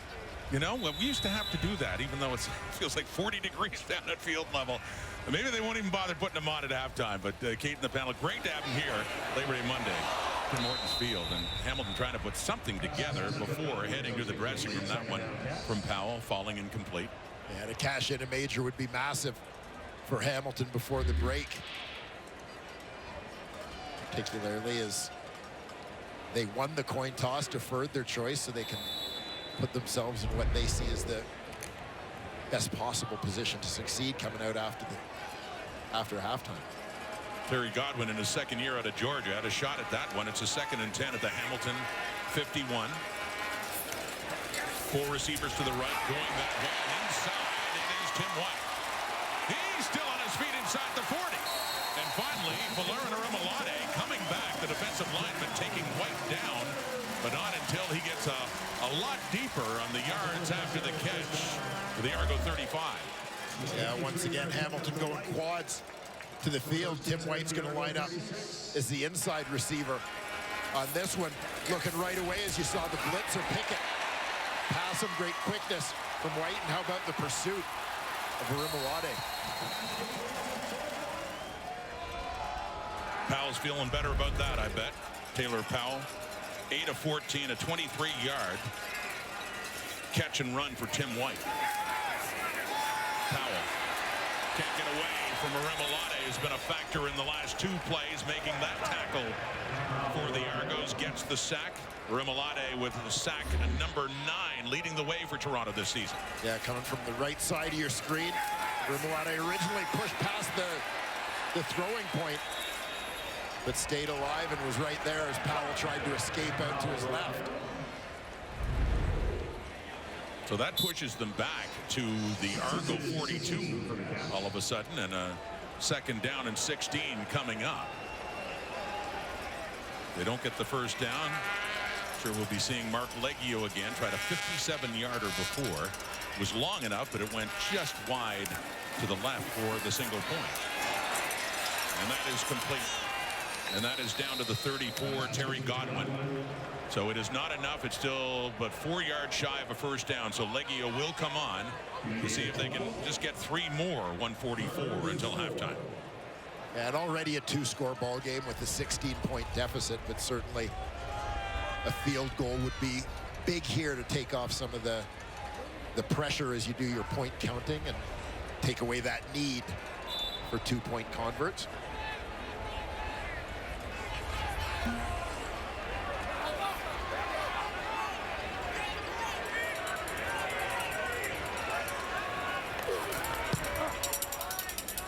Leggio puts this one through. 3 more on the board. Yes, a tradition between these 2 teams on Labor Day Monday. Going back to 1950, this one we go back 11 years. Remember Ricky Ray? And a classic indeed. 63 points on the board. You see Chad Owens with the reception there for the touchdown. Chris Williams, great returner and receiver for the Ticats. And our friend Henry Burris in that start. Swayze Waters. Remember Swayze Waters? Scott Milanovich, now the OC of Hamilton, as a head coach in his first year with the Argos. And that victory, there's Milanovich. And certainly a veteran of this game, but back in the league and back coaching now for the first time since leaving the Argos in 2016. Brought back by a coach that he had hired, Orlando Steinauer, back in the Argo days. Scott Milanovich was to have been the coach in Edmonton in 2020. Of course, the pandemic canceling that season. Scott heading back down south to the NFL after that year. With Jacksonville and later Indianapolis before coming back. And we have talked at length since he's come back to become an OC. The quarterbacks he's worked with, and Ricky Ray and Anthony Calvillo and Zach Collaros and Trevor Harris too, and now working with Taylor Powell. It's Chad Kelly on the field. And that one is incomplete, and a 3rd and 6 coming up. And, well, a few words being exchanged. And, you know, this is Ticats Argos. This is mild. I even see a smile there in conversation with Cam Phillips there and Malik Carney. But it isn't always smiles between these two, is it? No, it's certainly not. It's a heated rivalry, and I've often said I find it fascinating that in a lot of ways there seems to be more animosity in the Hamilton-Toronto rivalry than there is even in the Battle of Alberta, where they are literally cheering against each other in everything, in every sport. Here, it's really only in the CFL, I think, where these two cities tend to oppose each other, but when they do, they really oppose each other. Oh, yeah, they do. Boris Beatty this time sailing it off to the right as it takes a hop there for Tyreek McAllister. As he gets it across the 35, taken down, and that's Dejan Brissett. But what a rivalry we have had over the many years. And I'm mentioning Orlando Steinauer, who knows both sides as a player and a coach. And this is the tale of the tape. If you want to go way back, all-time Hamilton leading at 140-104. And the Labor Day Classic, though, a little more skewed to the Ticats way, but of course the games are here in Hamilton always 36-14-1. Last 8 games on Labor Day, and Hamilton leads 7-1. That one loss, though, to the Argos last year. First one on Labor Day Monday for Toronto since this new stadium going back 9 years, Tim Hortons Field. And you were here at Wayne Ford. First game ever played here at Tim Hortons Field was the Labor Day Classic between these two. Yes. If you think it's hot today. It was even hotter then? I don't know if it was hotter, but the press box wasn't ready yet. Our broadcast booth wasn't ready, so we were calling the game from kind of a makeshift broadcast booth on the concourse. We were underneath these tarps that we may as well have been wrapped in saran wrap. Just a little sweaty. And I remember about that game, great Canadian broadcaster, the late John Saunders, brought his friend Chris Berman up to talk to you and Rod Black. And of course, John Saunders being from Canada, knowing the league well, but Berman being a big CFL fan. Yeah, absolutely. Obviously a special moment as a broadcaster to have an opportunity to meet both of those gentlemen. I grew up watching John Saunders his days as a local sportscaster in Toronto. Memorable day, September the 2nd, 2014, the first CFL game ever played at this stadium, Tim Hortons Field. As the tradition continues, Taylor Powell, just a half a minute to go, and 3rd and inches, and enough to pick up the first down, and Ticats seeing if they can just get close enough for Leggio and try to get 3 more. Inch away at this. It was 17-0, now 17-4. Steinauer was a player with the Argos and a coach too in these Labor Day games, and he had a long stint as a player with the Ticats as well. Deep look. Has a receiver. No. Looking for Godwin. And it's a 2nd down coming up. As that one hung up, McFadden was able to get over to make a play on the football. As Godwin thought he might have been off to the races. Tavares McFadden coming in and breaking that one up nicely.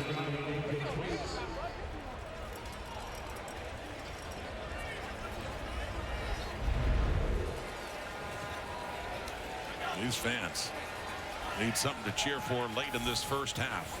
2nd and 10, 20 seconds and counting. And no, out of bounds, intended for Keandre Smith.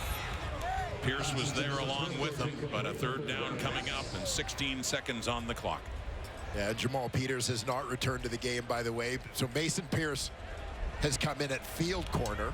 Jamal Peters replaced by Quantez Stiggers, who moved from field corner over to Peters' spot in the boundary side, the short side of the field. So interesting scenario here because of who the return man is, and Javon Leake standing at the Argo 15. See what Kari Vedvik chooses to do here inside the 35. Seconds to go. Straight punt. And Leake's going to get a chance to return it. He's chased way back inside his 5. Javon Leake keeps his feet. Tries the right side, and they've got him all wrapped up and taken down at the 17 with time enough for one more play. 4 seconds on the clock after that 61-yard punt and a 15-yard return for Javon Leake. You got an indication of the physical size and power of Javon Leake. We've talked about this before, that he's bigger than most CFL returners. And the first Tiger Cat cover man downfield had a clean shot at him. Leake just kind of bounced off and kept running. Meanwhile, the defender was slow to get up, taking the worst of that. Leake at about 210 pounds. Size, strength, and a little bit of speed as well. We've seen that too. Give him an opening. So Chad Kelly has to take a knee and get the zeros on the clock. And overall, a very good first half for him and the Argos as they jumped ahead to a 17-0 lead, still leading at 17-4. And Chad Kelly enjoying some success, particularly in the first quarter when the Argos had the wind at their backs. Whether with his arm, using his legs a little bit to extend a couple of plays. Had the Argos offense rolling, including that touchdown pass to Davaris Daniels. Daniels 5th in the last 3 outings. Now, he did throw a couple interceptions. Statistically, certainly not his greatest half, not by far, but they do have a nice lead right now. And here's Matthew with the head coach, Ryan Dinwiddie. Coach, what do you want to see from your offense improve? Even though you're up 13, I know you're going to want to improve some details in the second half. Yeah, no kidding. We got to run the football. We haven't ran the football at all. Then we're stuck at second long trying to run it, trying to get established. And quarterbacks got to play better. You know, quarterback and O-line, we got to improve. When you're looking at Chad and some of those deep balls and some of those decisions, what do you want him to adjust? Just change some decision process, right? If you don't see it clean on the last pick, we have a great one-on-one matchup outside, and you just got to move on in your progressions. You know, let's not get tunnel vision. You know, trying to force the ball to Curley. We got 5 good receivers, and let them all have a touch. Thanks for this. Thank you. Kate, as I said, the Argos are up 13, but you get the sense with the weather and the heat and the emotions, it could still be on a knife edge. And Matthew, as we know, it is Labor Day. Absolutely anything can happen as we welcome you back to Tim Hortons Field. Not that we went anywhere, but David Sanchez, Matt Dunnigan, Milt Stiegel. Interesting listening to Ryan Dinwiddie there, too, because he said, you know, we need to work on that O-line. We need to work on the quarterback. And, you know, Chad Kelly, obviously, he's got the touchdown, but he only has 85 yards. He's 5 of 12, but he does have the 2 picks as well. So we've said this in the past. We've seen good Chad and we've seen bad Chad, Matt. Yeah, and it's a growing process trying to understand this game and defenses and everything that can be thrown at you. And he's had a lot thrown at him. But what I'm most excited about is he continues to make 98% good choices. It's those 2% choices that got him in trouble. And it's very difficult sometimes just to read these corners out because they're so good in this league. They make things very, very difficult for a young quarterback as they try to get their eyes right. But then all of a sudden, boom, he can push the football down the field in a big play, and he's on the board. Most importantly, 17 points with the winners to back. He's got to eliminate the turnovers. First 8 games of the season, 5 picks. Last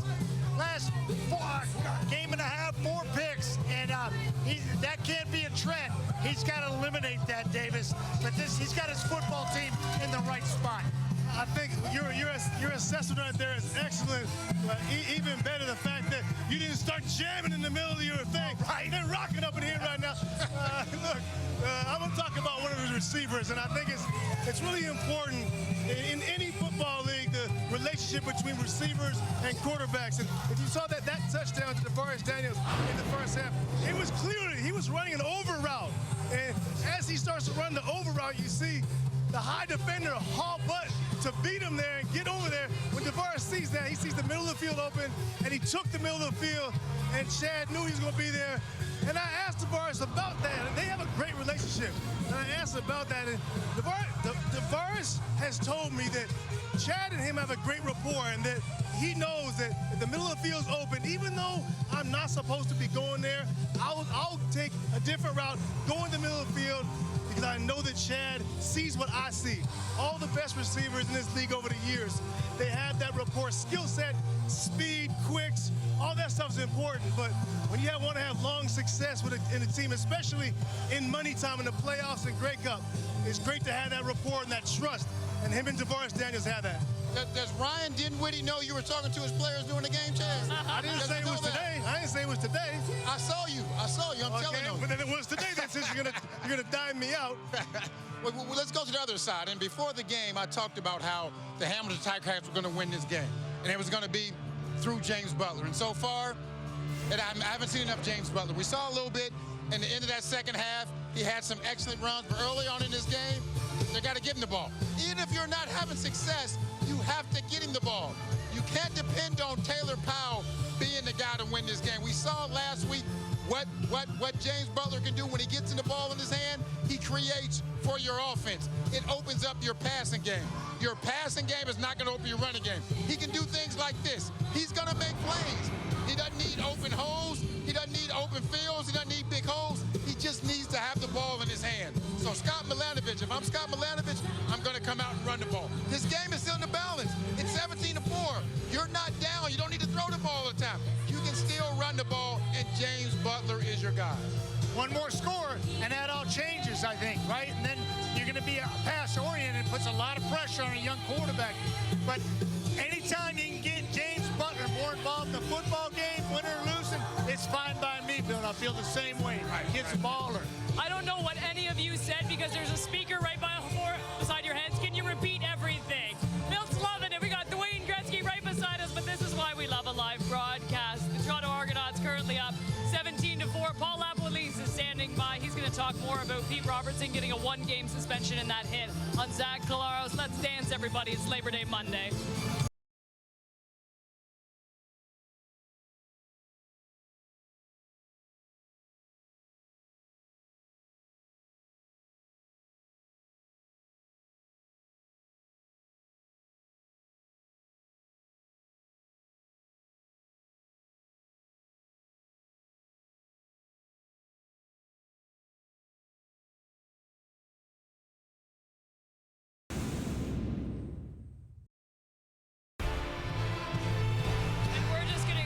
On this Labor Day Monday. Coming up after the Argonauts and the Tiger Cats, it is the Edmonton Elks taking on the Calgary Stampeders. You can see that one, 7 Eastern, 4 Pacific. Battle of Alberta wrapping up Labor Day weekend in the CFL, and a packed house here at Tim Hortons Field. The band rocking out at halftime. Lapo is completely into this set, to be quite honest with you. And as promised, Paul Lapalese to break down a few things around the CFL. And obviously, the biggest news of the day, Lapo, comes with Pete Robertson being suspended the one game for the headbutt on Zach Collaros last night. I think we were a little shocked that Pete wasn't tossed from the game, but the right move by the league. I think it's the right move. You know, some people are talking about, well, you're going to set a difficult, sometimes when it's a difficult precedent, it's going to happen again. I hope it happens. Every time that happens, they throw that player out of the game. And some people say, well, it wasn't a big hit. Here's how I know it was a big hit.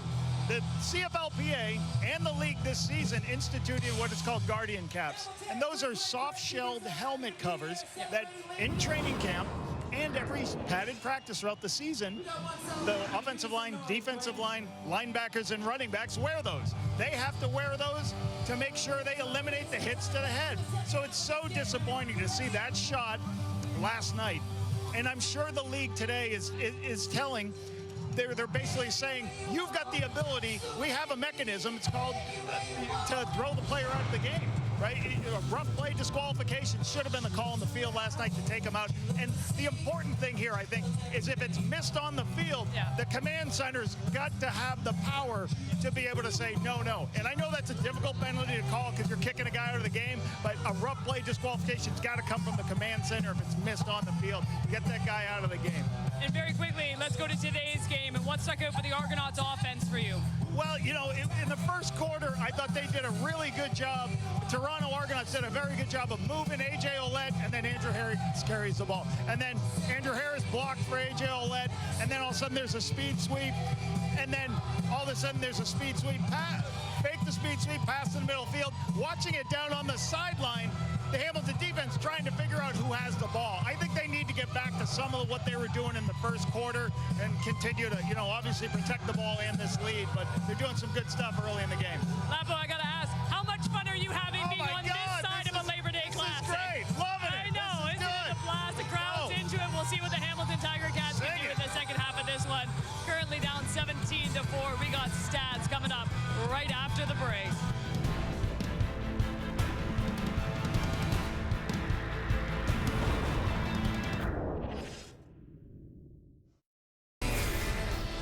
We had the best stats of the season last night with Davis Sanchez. So we brought him back for this one, Chez. Hey, if you're the Ticats, you're down 17-0. You didn't feel good about how it started. Chad Kelly only has 100 yards, but in that second quarter, things started to turn around. They found some stuff on offense. They're only down 13 points. Let's go, Cats, second half. They can make this a game. It's been a tough go for the Hamilton Tiger Cats here at Tim Hortons Field so far this season, just 1-4. Can they pull this one off against their arch rival on Labor Day Monday? Back to Rod and Dwayne right after the break.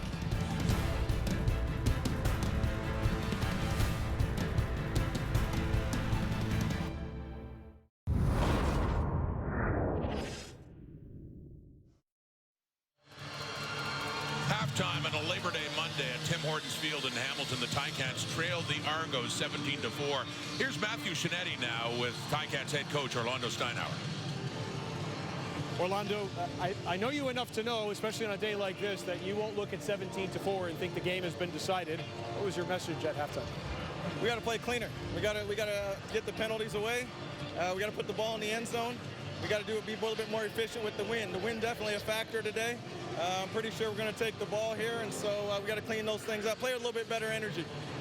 How impressed are you, though, with your secondary? You did limit Chad Kelly. The wind affects them as well, and how did you like them attacking the ball and getting a couple turnovers? Yeah, I think that's important. And then after we get those takeaways, we got to do something with it. So we got to punt the ball better. We just got to play a little bit cleaner half. 2 scores, CFL, not a big deal. Thanks for this, Coach. All right, thank you. Neither head coach happy, Dwayne, right now. And you heard Ryan Dinwiddie earlier. Chad Kelly just 6 of 13, 106. 1 touchdown, but 2 picked off. Time of possession, too, for the Argos. Only 4 minutes in that second quarter compared to Hamilton with 11. But Steinauer's Cats need to make more of it. Yeah, they certainly do. And you heard Orlando say they're going to take the ball here. That means they've got the wind in the third quarter. They won't have it in the fourth. So they've got to make some hay. Obviously, it's been an uphill battle offensively for these teams against the wind. So the second half begins on this Labor Day Monday. Hamilton football, Tyreek McAllister breaking free, right side, and a big return with the Ticats lead as he gets it up around midfield for Taylor Powell to come out. A return of 45 yards for McAllister. And this will certainly be much more comfortable starting position for Powell than he had at any point in the first half of this football game. Some struggles for him and the Tiger Cats offense through the opening 30. A slow start for them. Showed some signs of encouragement as they got into that second quarter. Just need to finish some drives when they do have the opportunity to move the ball. A lot of that's going to start with James Butler in the ground game and the ability to keep Taylor Powell standing upright. He had 6 carries for 38 yards, longest of 12 in the first half. That was a 45-yard return to midfield for Tyreek McAllister. First down. And in the hands of Butler. Right side, feeling his way through, and a good carry for Butler there. He gets taken down. Looks like enough for another Ticats first down. Yeah, a couple of real positive plays right off the bat for Hamilton to open this second half.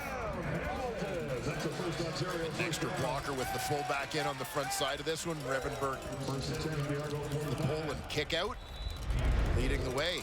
Big kick return, first down run, has them 10 yards into Argo territory. Exactly 10 yards for Butler to the Toronto 45. Opening possession of this second half. And back to Butler they go. And a little different story this time around. He's stuffed after about a yard. Wayne Hendricks is among those in there for the Argos.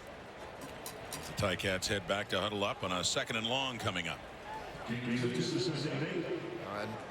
Big when you talked about that time of possession in the first half and the Argos in the second quarter. When Hamilton had the win, usually you're trying to slow the pace down a little bit and do things that allow you to eat up time with the football when the other team has a wind advantage like that. The Argos failing to do that. But in this instance, it's about the Tiger Cats. They've got to make the most of this, stay on the field offensively. That one is complete and now close to the 35 for Butler, but it looks like it'll be about a yard shy to the spot of the ball. 3rd down and short. Yeah, about a yard away coming up here for Hamilton. Yeah, close enough that I don't believe there was a thought from the Hamilton sideline of sending in the kicking unit. Some bigger bodies come in. Dayton Black, Felix Garan-Gauthier, the fullback. See Kyle Loxley in there. The backup quarterback still hasn't played QB except for a situation like this in short yardage for the Ticats. Saw Loxley in that role a lot when he was with the Edmonton Elks. Just needed inches and does indeed get the first down as Powell will head back on again.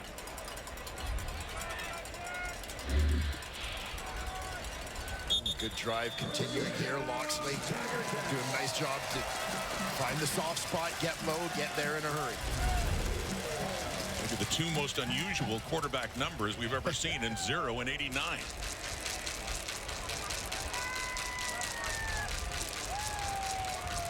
Sean Oakman down for the Toronto Argonauts.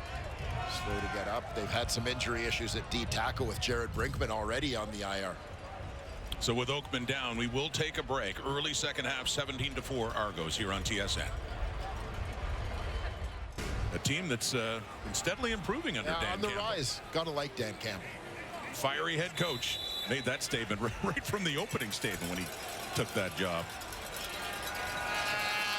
17-4 Argos. Early second half. It's the Ticats with the ball in Toronto territory at the 34 and a 1st and 10. Going backside there to Duke Williams, and it falls incomplete. Yeah, a little more heat on that one than you typically expect. The ball coming in on a screen pass. Duke Williams set up to block and then a quick turn. Not sure if Powell accelerated a little bit there when he felt Jordan Williams, the blitzing middle linebacker, closing on him. Williams in his first year with the Ticats broke in with Edmonton, went to the NFL, came back. A couple of seasons with the Saskatchewan Roughriders as well.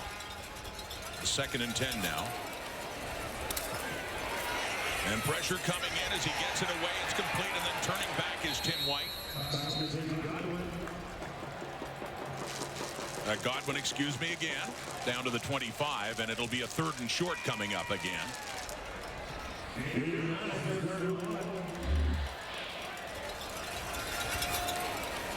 Godwin comes in second on the Hamilton Tiger Cats behind Tim White.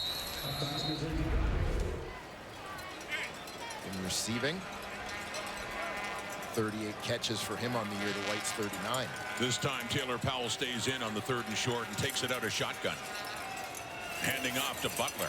Straight up the middle and for a 1st down as he gets it down to the Argo 20.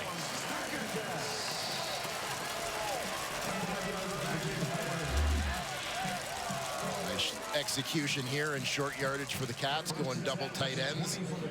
Some bigger bodies in the game. Kind of a wedge up the middle with Butler plowing his way in behind. First trip to the red zone at the 20-yard line of the Argos for the Hamilton Tiger Cats. No touchdown on this game yet. A rouge and a field goal and a 17-4 Argo lead. And Powell breaks free to the left, and he completes that one. A shorter pass as he finds Butler there, down closer to the 15. A pickup of about 3 there for Hamilton as Powell is forced to go to his outlet for being flushed from the pocket. Powell last week going back to face his old club. The 21 carries for 118 yards and a touchdown. He also caught 3 passes for 36 yards and another touchdown in a game that obviously meant a lot to him. He signed on with the Ticats in free agency. 2nd down and 7. Powell looks to the end zone. Touchdown. Terry Godwin has it. And just like that, on this Labor Day Monday, the home side is right back in it. And this is the matchup Taylor Powell was looking to from the get-go. He had 4 receivers out to the right, to the wide side of the field, leaving Godwin all by himself on the back side. You see how Powell's head is looking left all the way. Counting on Terry Godwin to win his matchup over there. And all of this started, as you pointed out, with a big kick return to get them to start at midfield. So 9 plays later, and they're going for 2 now.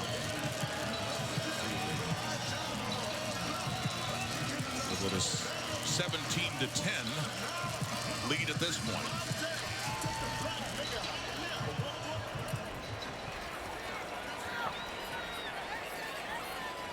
Trying to cut it to 17-12. 2-point conversion. It's Butler. 3-2-1. Can he break the plane? They say no. Not quite. So it stays a 7-point Toronto lead. And flags come out late for the extracurricular activity that we'd come to expect between the Argonauts and the Tiger Cats. And Butler got bogged down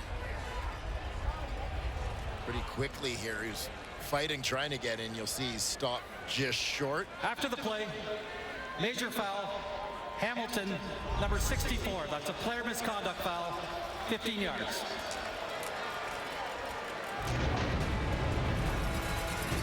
Add to that a player misconduct foul. But for the Ticats, this first touchdown of the game, and a big one to get them within a touchdown in this game. Terry Godwin from Taylor Powell.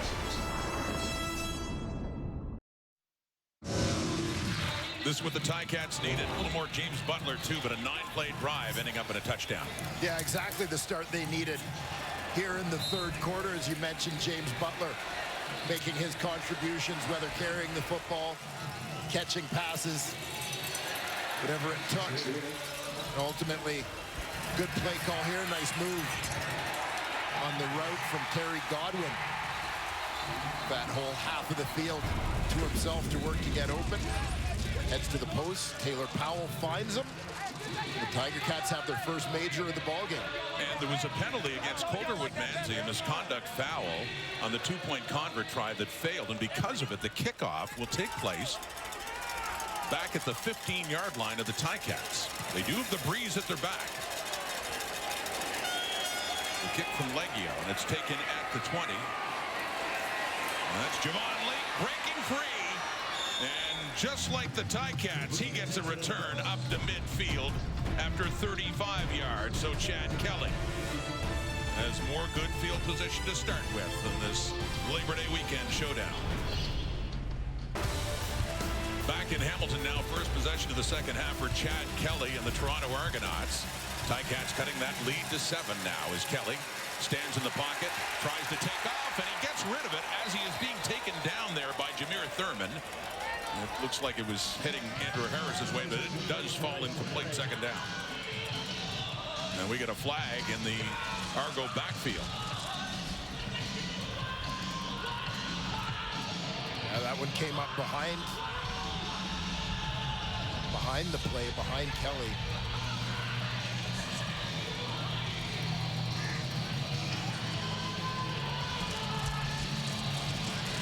Illegal block, hands to the face, Toronto number 53. It's a 10-yard penalty, repeat first down. 10-yard penalty against former Ticat center and guard, Darius Sirocco, now the center for the Argos. Keep an eye on Sirocco here. left hand you saw slid up under the face mask.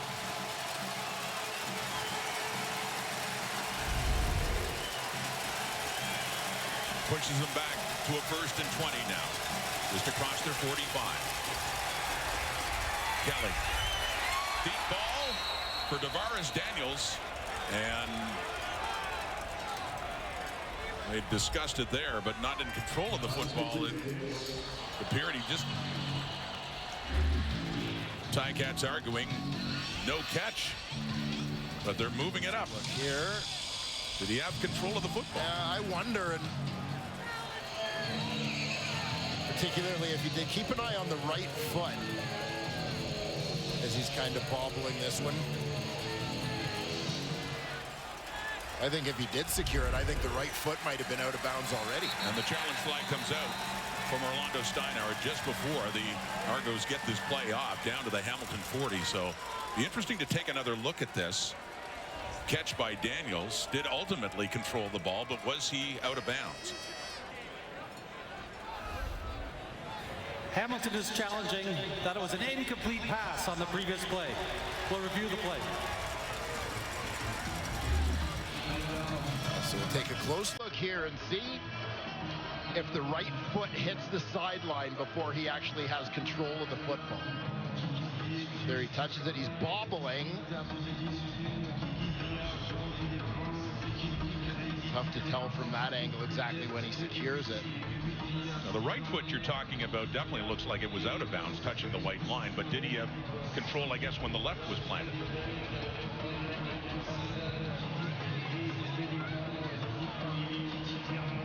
Still bobbling. To me, he was still bobbling when the left was in, and then he has control when the right touches out.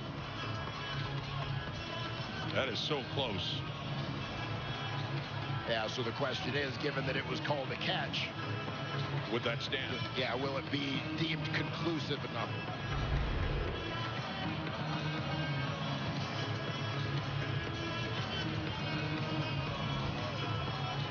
And intuitively, I would say that he was out of bounds when he controlled the football. His right foot was out. That is how it looked. How did it look to the command center?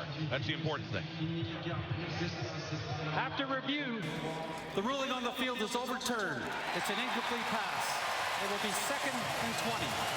So a good challenge for Orlando Steinauer, his first of this game, that'll push things back to the way they were. And that long pass attempt from Kelly to Daniels. Yeah, certainly for the Hamilton Tiger Cats. Given a choice between 1st and 10 for the Argos at the Hamilton 40 or 2nd and 20. Back in Argo territory at the Argo 45. No question the latter is considerably more appealing. So good calculated risk there. Obviously, when you look at what the upside of it was for Hamilton in challenging that play. That came on a 1st and 20 play after the Argos had been penalized for legal hands to the face. So a 2nd and 20 coming up. The ball is at the Toronto 46. This the first set of downs for the Argos in this second half, and nursing a 7-point lead right now. After the Ticats opened the half with a touchdown to Toronto Ouellette. A.J. Ouellette has some room, some steam as he gets it back just across midfield, and the original line of scrimmage picks up about 10 yards there, and a 3rd down is coming up. And you suspect on 2nd and 20, yeah, a situation where you'll see teams sometimes run the draw, but I think part of that, the Argos not wanting an incomplete pass to stop the clock. They want to keep the clock running during Hamilton's time with the win. McAllister back for it. Inside is 10. Boris Beatty at the Argo 40. Beatty punting today in place of John Haggerty. So handling both roles again as he did early in his career. And angling this punt. Oh, it was nicely done, but it does bounce back into the end zone. Wanted to put him down inside the 5, but instead, single point on the board. The final game on the field being officiated by that man, the referee, Dave Foxcroft. Again, we want to congratulate Dave Foxcroft for an outstanding career as a referee in the Canadian Football League. It's his final game on the field, 355th as a CFL official. First game at Old Iverwin Stadium, 22 years, and will train and develop officials in the offseason, working, as mentioned, more than 350 games, which leads to our moment of chill. Hey, Mom, how you doing? Yeah, I saw that. Yeah, Darren actually told me he saw you outside. Yeah. Congrats on the retirement. Yeah, thank you. Yeah. Coach, how you doing? Yeah. Congratulations. Yeah, thank you. Appreciate that. Yeah. Chad? Yeah, great. Thank you. Thank you very much. Congrats, man. Yeah, thank you. Appreciate that. Okay, we all set? Okay, together on 3. Ready? 1, 2, 3. Together. Okay, let's go. Impactful calls only. Don't go chasing waterfalls. Stick to the rivers and the lakes like we're used to. Okay, here we go. On my whistle.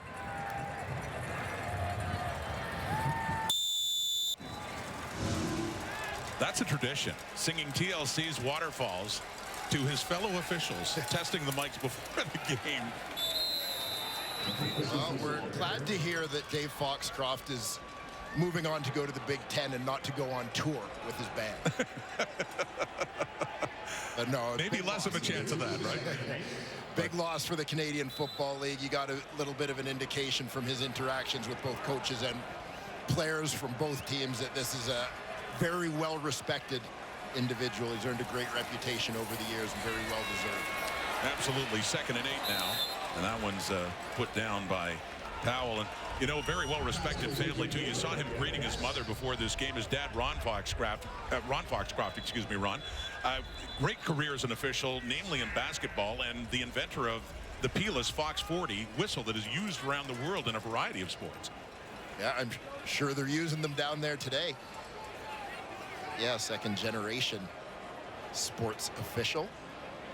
And obviously his services, his skills in demand on both sides of the border. And Ron Foxcroft, such a renowned basketball referee, I think Dave felt pressure to try a different sport as an official. Tough footsteps to follow for sure. Final CFL on-field game. He's going to help out the balance of the season in the command center. Dave Foxcroft will, but congratulations again.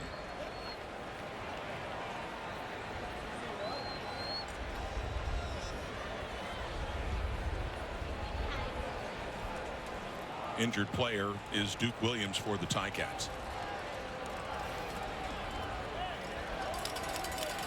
We always find ourselves wondering every time someone goes down in this particular game if it may be related to cramping or even sometimes muscle pulls that go along with those cramps and dehydration. And keep an eye on Duke on the sidelines. Well over 30 on the field, upwards of 40. The Humidex for this game today here at Tim Hortons Field in Hamilton, as Williams is limping off with 2 catches for 20 yards in this game. Last time Hamilton had the football, they were able to drive for a touchdown. This time, though, it stalls, and Corey Vedvik is back on a 3rd and 8. And Javon Leake back for the return for the Argos as they whistle it in.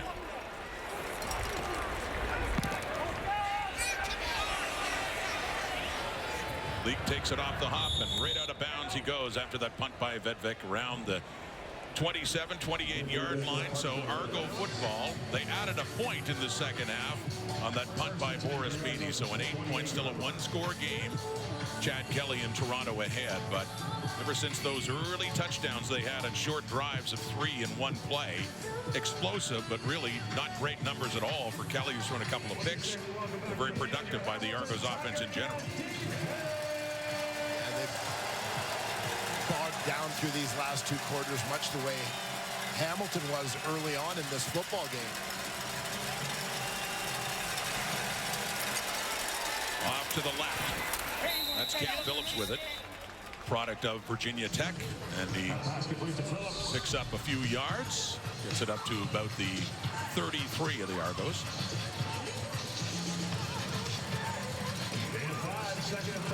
Cam Phillips, who mentioned now in his 3rd year with the Toronto Argonauts. became a starter for this team last season. Really coming into his own here in 2023, already with a 100-yard receiving game this season. Goes to A.J. Ouellette, left side, breaks free off tackle, and is taken down across the 40. A first down. Simone Lawrence with the tackle, but Ouellette and the Argos move the sticks. And here A.J. Ouellette demonstrates his great acceleration. Most deceptive, just quick sideways cut. Gets around the corner and gets those shoulders squared up in a hurry. Ball is up to the Argo 43. Third quarter, Labor Day Monday. Tim Hortons Field in Hamilton. The 8-1 Toronto Argonauts trying to increase their lead in the East. Fake to Ouellette. That's completed to Dejon Brissett. Brissett gets it up to midfield before he is taken down, and another Toronto first down. Elliott was the tackle. First down, Toronto. Looks like the Argos may have something going. Here, watch for Brissett just hooking up across the middle.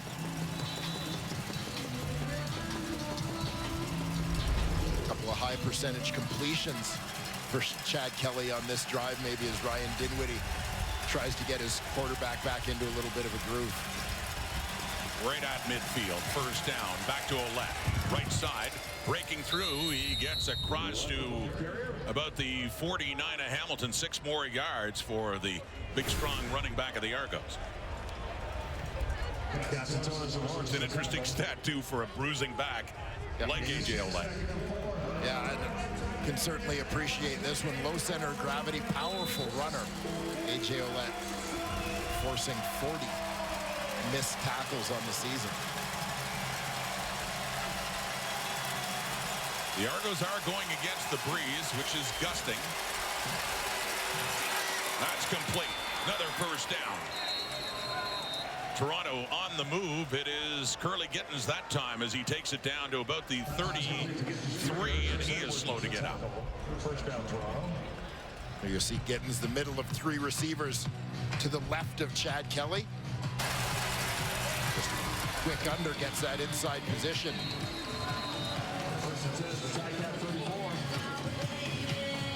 The defender, and again, high percentage throw for Chad Kelly to keep those sticks moving.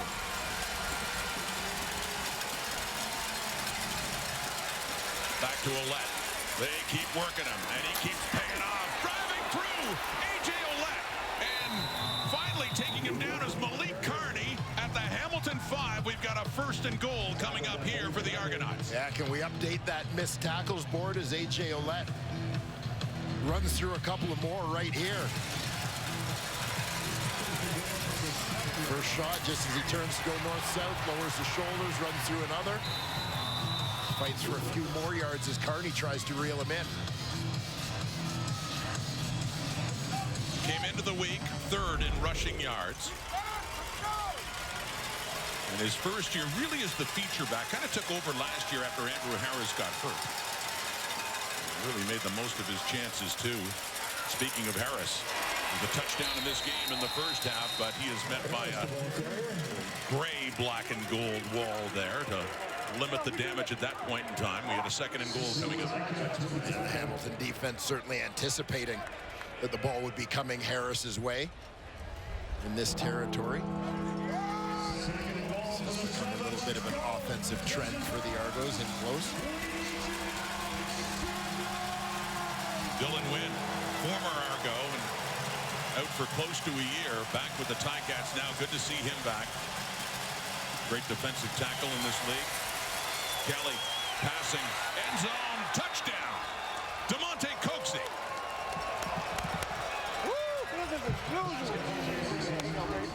Coxey made a great adjustment there as the ball was in the air to fight back underneath. Hell of a job, Coach. Nice job, baby. Get inside the defender.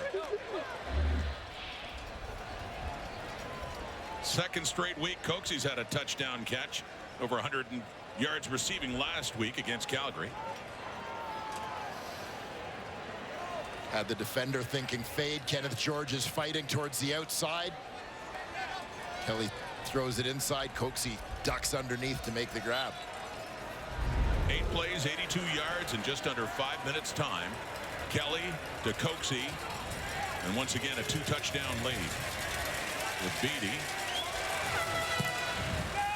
Trying to make it a 15-point game, but he does not. That extra point goes wide to the left. Boris Beatty's third miss, now 35 attempts on that. Come in actually 32. He had made out 34, but puts that one his first miss in a point after try in this game.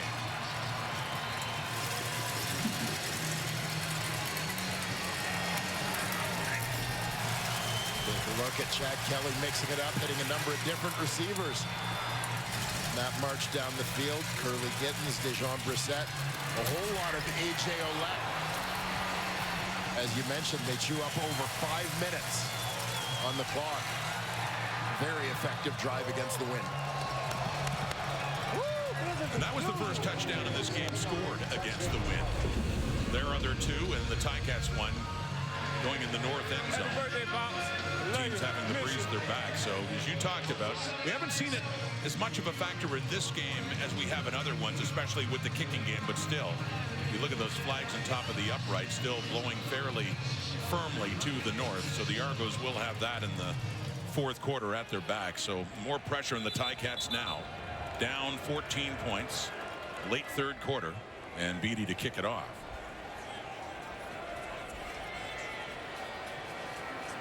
With Sean Thomas Erlington back there with Tyreek McAllister. Coming up later today, another traditional rivalry, the Stampeders and the Edmonton Elks. Edmonton-Calgary Battle of Alberta on this Labor Day Monday in the CFL on TSN.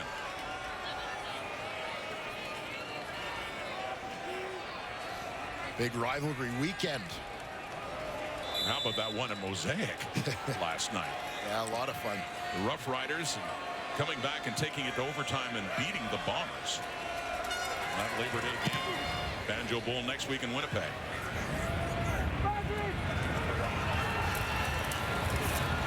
McAllister on the return. He breaks free.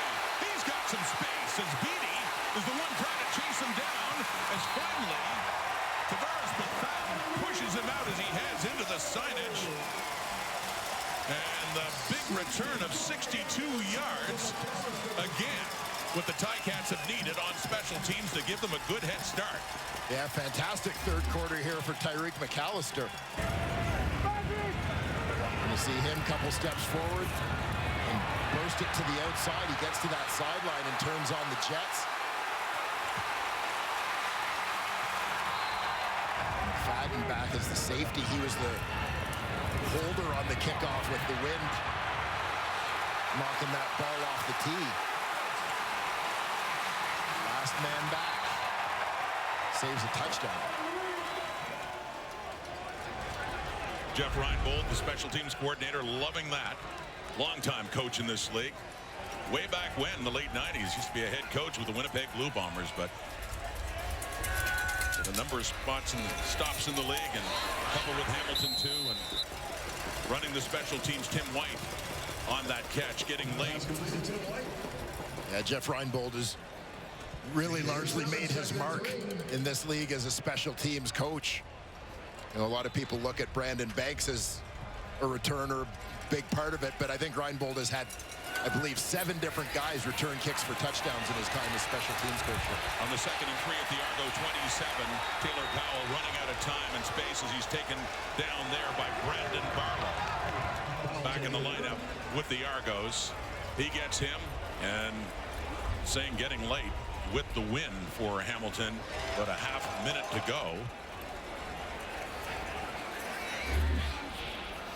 Yeah, they want to get that field goal team out there. If you recall, at the end of the first quarter, the Argos had a drive that ended with them getting stopped on 2nd down as the quarter wound down, them having the win. It was the difference between them attempting a field goal, instead deciding to punt, as they had to turn and go against the wind. He made from 37, he missed from 57, and this one is through. 2 for 3 is Leggio on the afternoon. Just one play to go here until three-quarter time, and back to an 11-point lead for the Argos. So Hamilton has outscored Toronto in this second half so far, picking up a touchdown earlier, but still with some work to do in quarter number 4. Yeah, needing a couple of scores. The difference, of course, being that very well executed drive by Toronto in their last possession. Given how Ryan Dinwiddie felt about the offense, his quarterback and the O-line as well had to be more pleased with the last time they had the football, where they drove impressively and ended up with a Chad Kelly touchdown pass to DeMonte Coxie. So they will head into the final 15 with the lead. Final play, third quarter, and a quick hitter there for Davaris Daniels. He gets it up across the 50, and a first down for Toronto. Up near midfield, zeros on the clock. Daniels with the catch, Argos with the football, and a first down, and an 11-point lead. But things got a little more interesting for Taylor Powell, throwing a touchdown pass to Godwin. Ouellette helping out with that drive, finished off by Coxie. Fourth quarter still to come. We are through three quarters here, Labor Day Monday. Argos and Ticats. Toronto maintaining their lead, although Hamilton's offense has been waking up a bit, getting the touchdown and the late field goal in this. Yeah, Hamilton having some success, obviously, in that quarter, but you have to give the Argos a lot of credit in a quarter in which it's been a struggle. Certainly, or in a game in which it's been a struggle working against the wind, but I thought the Argos managed it really well, taking time off the clock, limiting Hamilton's opportunities. I will say, I'm glad to see you hydrating here on this hot day. It is hot. Even up here, I'm sure it's much worse down in the field. I'd offer you some, but I know you have your own. You've been hydrating all game. It was a scorching, especially at the start for these teams. Largely in the shadows now, so temperature dropping a little bit. Just wanted to show you that I'm hydrated, because I know you worry about it. Very responsible of you. Fourth quarter begins. Toss to Andrew Harris across midfield, and more. Harris with a pickup of close to 10 yards. Maybe enough for a first down. Yeah, nice dual action in the backfield here. See, it looks like Harris is coming up the middle initially, trying to get the defensive line to bite down a little on those inside gaps before he redirects for that toss. It is a first down indeed, inside the Ticat 50 to the 49 now. With the wind at their backs, an 11-point lead, and trying to improve their record to 9-1. Swinging it out, left side Cam Phillips, but he can't turn the corner. Coming in, Richard Leonard along with Tunde Adeleke to push him out of bounds for a bit of a loss. Yeah, big first down stop there. Leonard doing a nice job getting that outside leverage, fighting off his blocker, making sure he keeps contained. Adeleke coming from the inside to help out.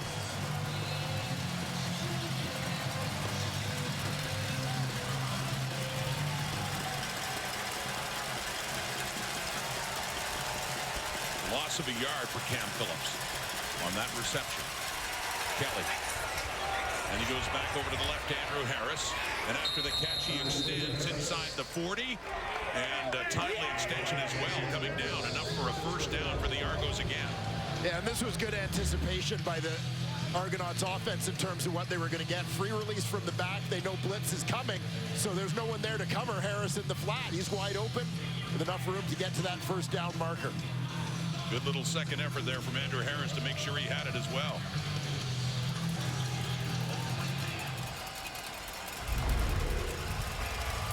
Down to the 38.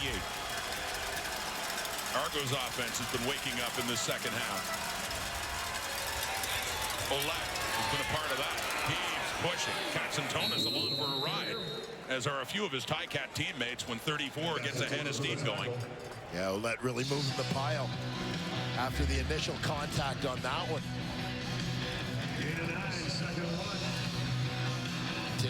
Continuing to pile up those running back yak yards, those being yards after contact.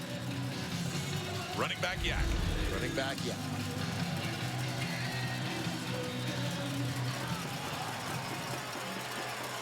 To set up a 2nd and 1 inside the 30.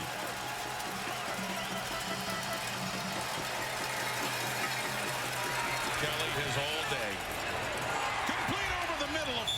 goes out, taken down inside the 5. Pending the flag, could be a 1st and goal coming up here for the Argos. Coxie again. Illegal contact. Hamilton, number 3. The penalties declined. 1st down, Toronto. Is indeed a 1st and goal coming up here for the Argos again. You see Coxie working across the field. Inside position, little contact there to create some separation against the smaller Richard Leonard.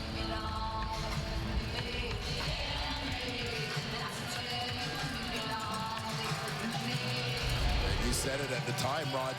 Terrific protection gave Chad Kelly all kinds of time. It's inside the 5 now in the 1st down, Kelly. Olette. And he pushes down a little bit closer. A couple of yards down closer to the 1 and 2nd down.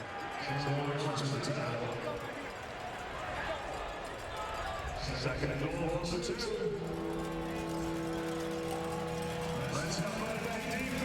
Slowly makes his way back to the huddle. Yeah, Argos will go not full heavy here, not the full short yardage team, but going from the 5 receiver set to a 2-back set. Brandon Calvert checking in as the fullback.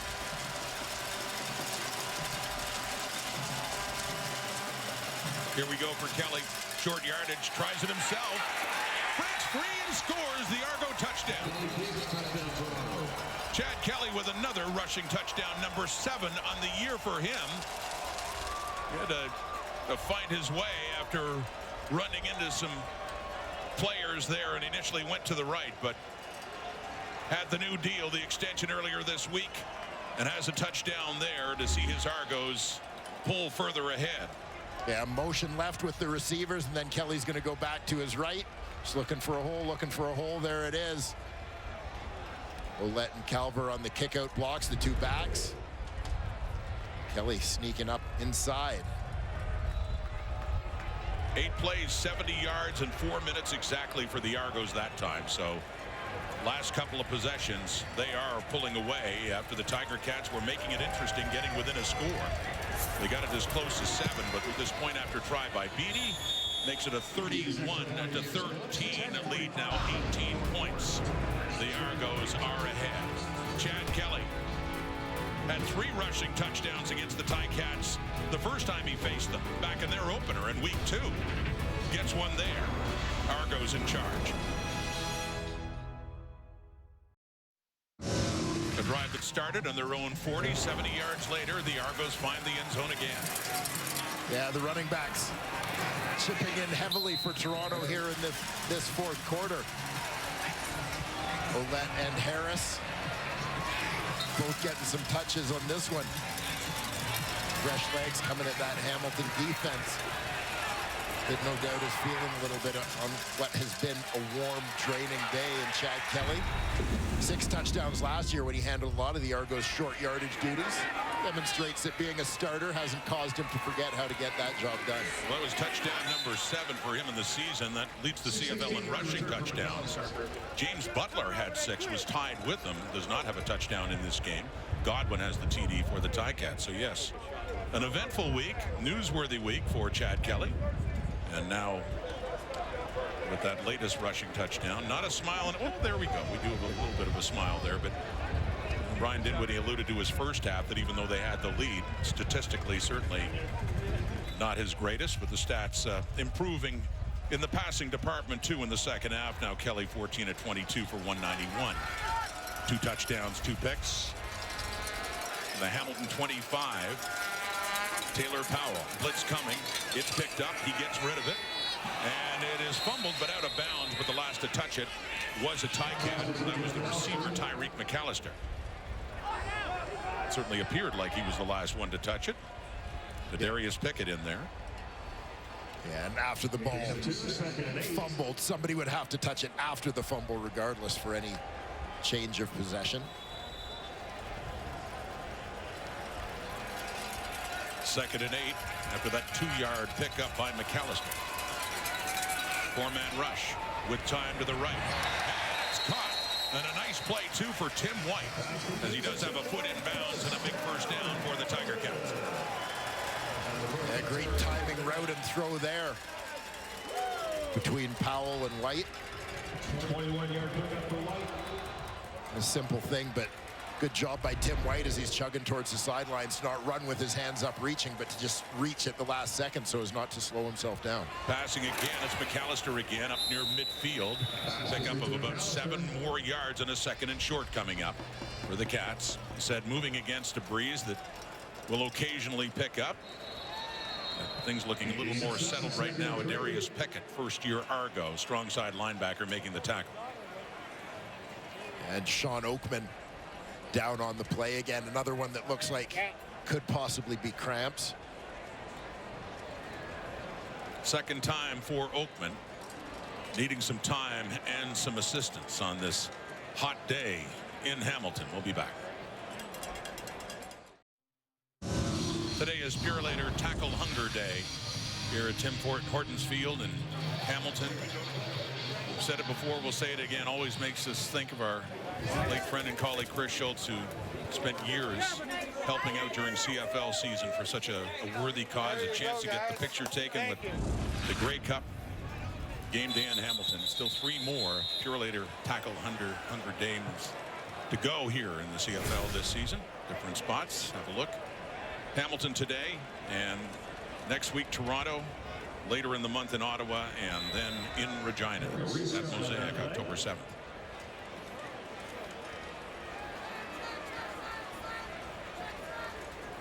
So many tons of food raised for people who need it. Great to see CFL fans doing their part to help out. Powell escapes pressure, but it gets knocked away off Dwayne Hendricks and incomplete.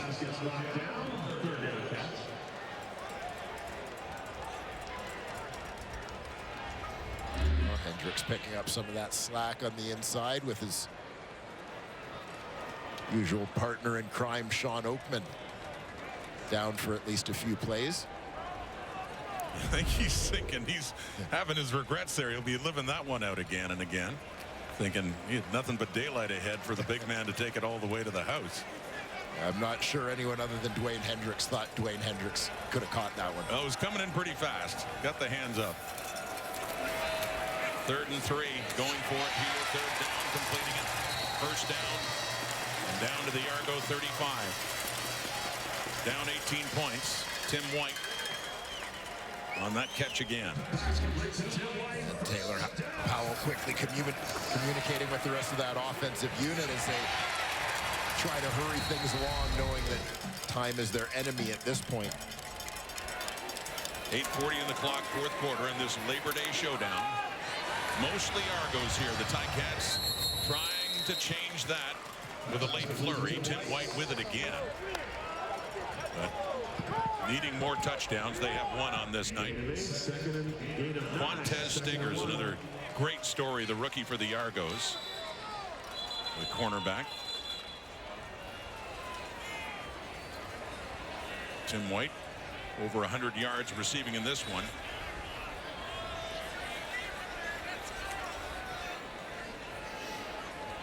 That's his 3rd 100-plus yard game of the season. A great feature done by Dave Naylor in the pregame about Tim White and the road that he took to get to the Canadian Football League and to Arizona State in his 3rd season now in the CFL.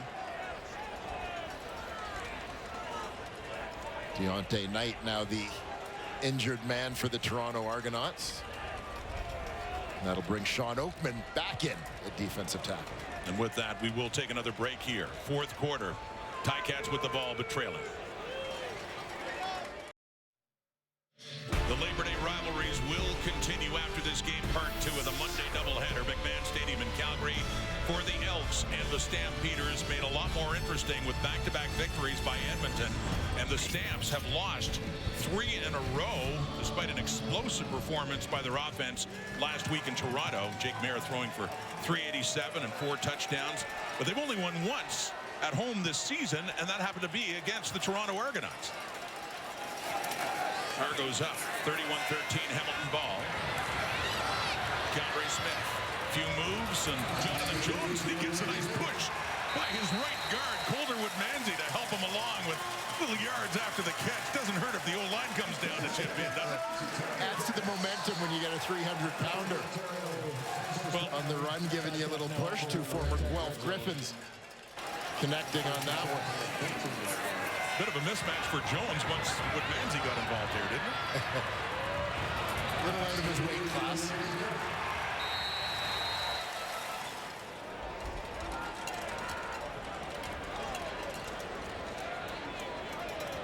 So that moves the pile, and they're down for a first down inside the 15, 14-yard line. Golder Woodmansey. You mentioned third year of the Guelph Griffins program. And a first-round pick for the Cats in 2020.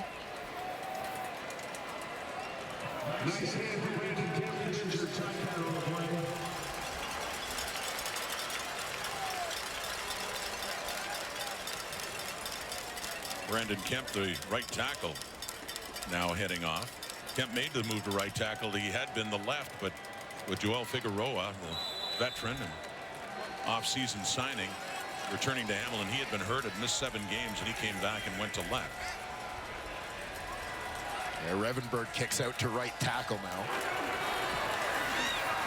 Powell dumps it off to Butler inside the 10.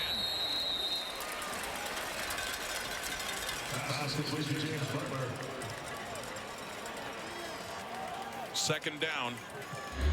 Down to about the 8. Powell doing a solid job to get a completion here on the move.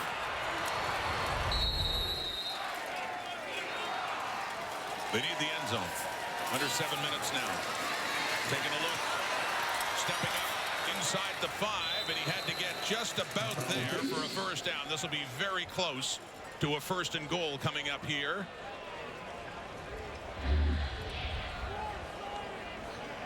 Signaling third down on the field, but appears to be less than a yard to go.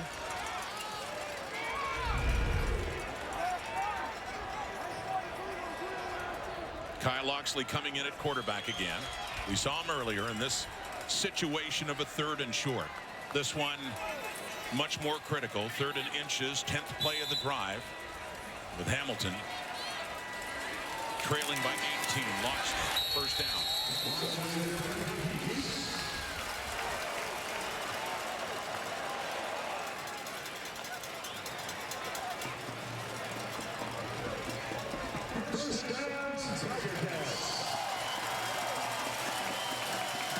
Ticats made the turn at 3-6 halfway through the season. Before that BC game, talking to Orlando Steinhauer, said we were in this situation last year. They ended up having a great second half of the season and finished up in the playoffs with 8 wins. Not like his first couple of seasons, but still optimistic that they can turn this season around, or to turn this game around. And that one complete and a touchdown. Tim White.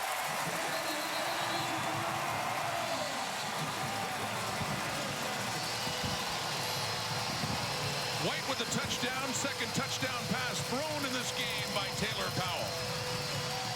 Well, and White had come all the way across the formation and then out into swing pass territory to the left. You'll see him come right to left on your screen, and he's open right away, but you can see the pocket is so tight around Powell. He's got to buy himself a little bit of space before he can get it out there. Eventually does. White beats one defender to get into the end zone and pull the Cats a little closer. 11 plays, 85 yards and 5:22. Still 5:18 to go in this fourth quarter as Steinhauer's Ticats get a little closer. The first touchdown pass thrown in the CFL by Taylor Powell was the first pass he threw in Edmonton in relief of the injured Matthew Schultz, and it was to Tim White. They connect again, and Powell had come in with 2 TD passes. He's matched that today, the 2-point try. And it's White again. Put 2 more on the board that time. We get a 10-point game. Still time for the Ticats. 31-21, just under 5 minutes to go in the fourth quarter. Yeah, confident throw here from Taylor Powell. Going zone to Tim White in a little bit of traffic.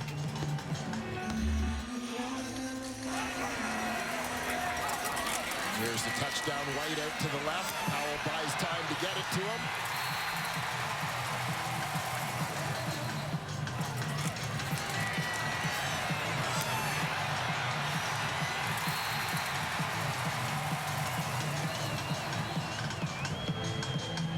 So Taylor Powell, 24 of 35. 238 yards, 2 touchdown passes, 1 interception, and a big 2-point conversion here, Dwayne. Yes, sir, and you'll get an indication. Defenders closing from either side. Powell zips it in there to White to pull the Cats 2 points closer. A 10-point deficit with just under 5 to go. And the kick from Corey Vedvik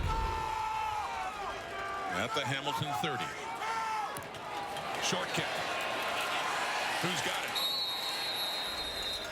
it? Argo football.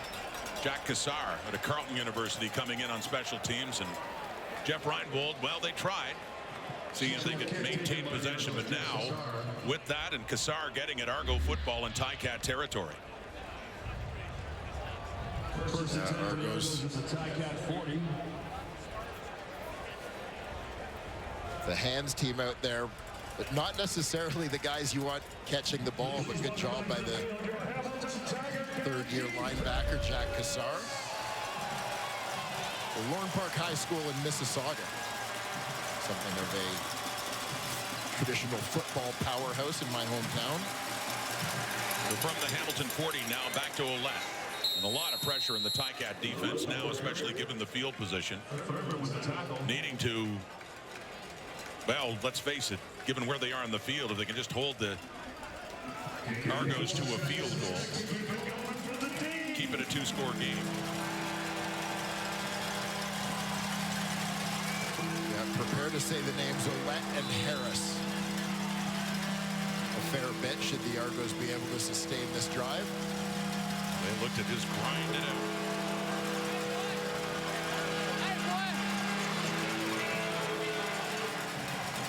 Ouellette is the running back. It's a second down. Tossed, sweep. Carly Gittens taken down, but not until he gets a first down at the 26. 10 yards, Gittens. Yeah, in terms of the Argos receiver run game, Gittens, the guy who's most likely to be carrying the football. See why there as he effectively gets the job done. Ticats calling a timeout coming up now. Well, regardless here, big one. Just another big one for the Ticats and the Ottawa Redblacks next week. That's their next opponent. The Argos get the Montreal Alouettes. We're coming off a loss. We were at Montreal a couple of nights ago against the BC Lions. As the Argos are certainly in position to pull away that much further in the East Division.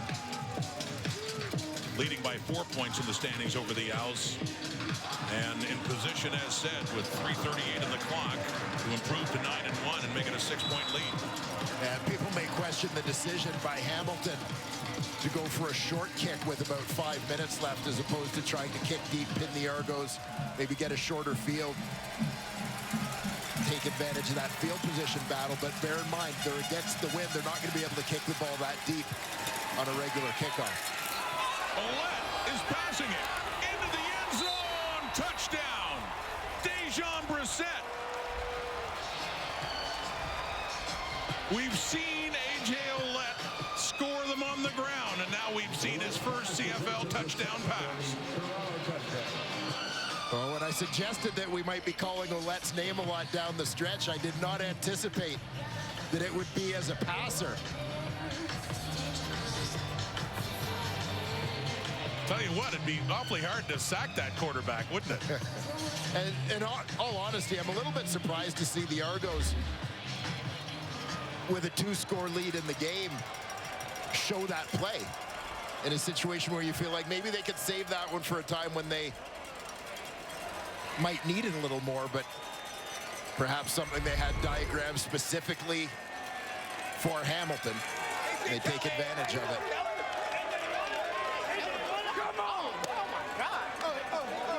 They put him fourth on the depth behind Kelly and Cameron Dukes and Brian Scott. 34, not a bad pass into the end zone. Now it would be an uphill battle for Hamilton, but nonetheless, this remains a big extra point coming up. Objectional conduct, Toronto, number 34. That 10-yard penalty will be applied on the kickoff. He couldn't resist the celebration, and he gets the penalty. But to your point about this extra point, right now it's at 16. A 2-score game still, and that changes to 3 if the extra point is good from Boris Beatty, who missed an extra point earlier in this game. Haggerty is in to put it down, and there you go. 3 scores, 17 points. 38-21, and excessive celebration, but hey, you come in as a bruising running back and you get to throw a long touchdown pass. I guess he just couldn't help himself. Yeah, excessive might be a strong word, but the penalty nonetheless. Ouellette to Brissett for the latest Argos touchdown. Now a 17-point lead. I think it's the presence of the Thor hammer that's excessive. Yes, it's the introduction of props is frowned upon by the CFL rulebook. You saw the hammer in Ouellette's hand. There it is. And that's the reason for the penalty. No.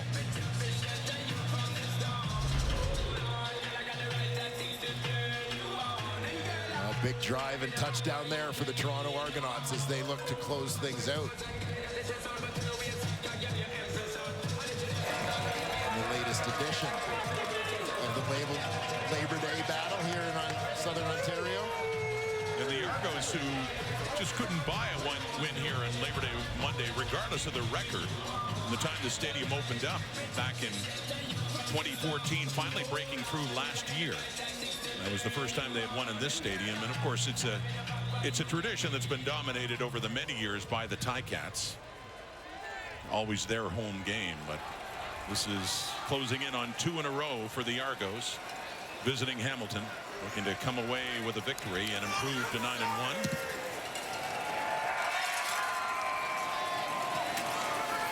Tyreek McAllister.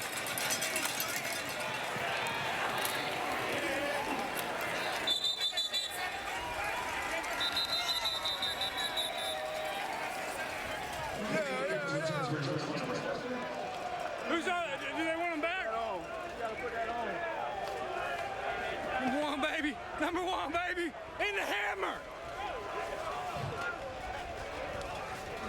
He often is the hammer, but all this comes after a play where he wasn't the hammer. True enough. A.J. Ouellette demonstrating his versatility, the finesse side of his game.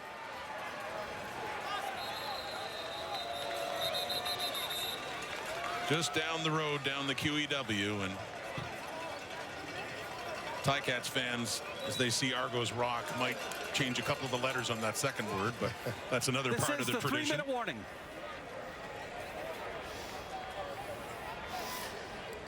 It's the Argos ultimately rocking today. Ouellette, little souvenir.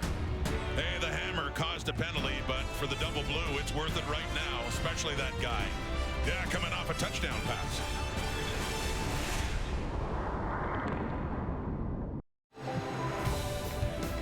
The Battle of Alberta wraps up Labor Day weekend. The Elks hot off their home victory, rolling into McMahon Stadium, where the Stamps hope to snap a 3-game slide.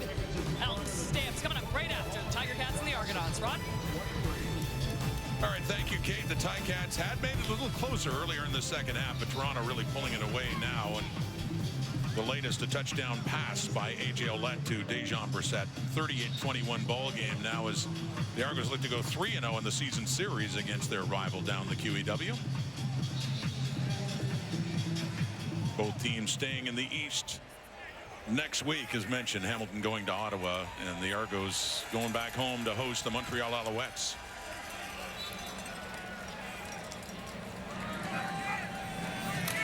Three minutes to go. Taylor Powell. Robbie Smith chasing him down. He just shuffles it away incomplete. Yeah, great pass rush there from Robbie Smith. Getting the offensive tackles, hands off him, ducking underneath, dipping the shoulder and getting into the backfield in a hurry.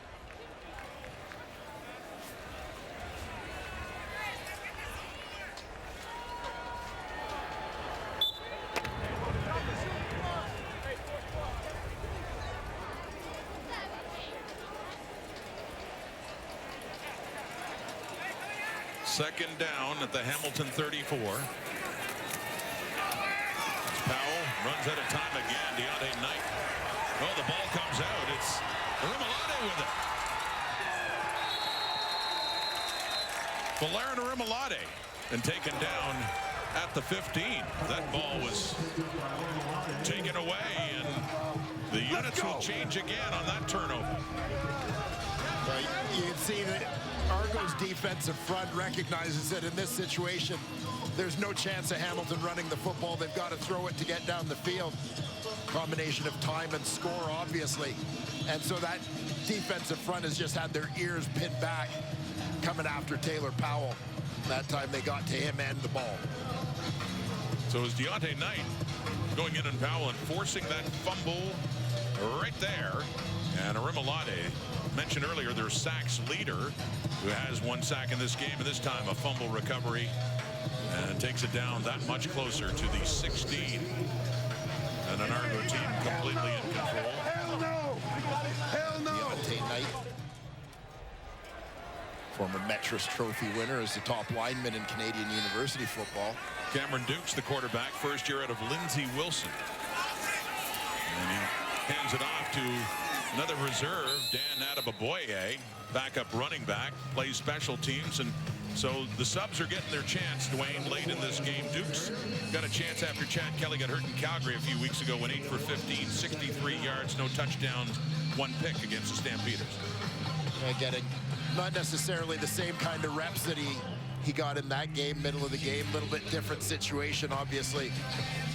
Here, late game mop-up duty. You see Chad Kelly's numbers for the day. But nonetheless, I think anytime you can comfortably get Dukes in, get him some reps, get him some touches, just valuable in terms of building a little bit of depth and experience for him in running that huddle. And the same true for Adeboboye in his second year out of Bryant. And Canadian kid, but when you're backing up Ouellette and Harris, you're not going to get too many chances to carry the football. So late in this game, he's getting his shot. Yeah, for sure. And Adeboboye, a guy who earned an opportunity based on his work on special teams. Coming in tied for the Argos team lead in special teams tackles. And you'd said at the time when they drafted him too, you know, being Canadian, and a very good running back with Andrew Harris there. This doesn't factor in Ouellette, of course, just given nationality. But Toronto, number part 11. of the strategy you had to 10-yard think penalty. of them Remains drafting third down. someone who might turn out to be like a feature running back in down the road for the Argos. Yeah, and a guy who you'll probably see his role Please grow, reset the game clock. Grow. You'd anticipate that, as we've mentioned, it's Andrew Harris playing his final Canadian Football League season, that Adeboboye may become the guy who sort of gets those secondary carries in support of Ouellette. You see most teams kind of, not necessarily alternating running backs, but maybe giving their second running back every third or fourth series, keeping the starter fresh. You don't see a lot of field goal tries for Boris Beatty this season, a testament to the Argos' ability to find the end zone. He gets it through there, and now a 20-point lead. Labor Day Monday, a tradition, and just about always a tradition between the Argos and the Ticats. Not always, though. Let's flash back to 1995. Who's that guy? 34, Toronto. Looks like Dwayne Ford. And what team on a Labor Day Monday is Fordy playing against for that historic touchdown? Well, that was San Antonio. Of course, the traditional Toronto versus San Antonio Labor Day game. back in 1995. That was actually my first regular season touchdown, 5 years into my career, by the way. Which started with Calgary, but then... Yes, yeah. yes, I had been in Toronto a couple of years as a free agent, and yeah, finally got touchdown number 1 on Labor Day.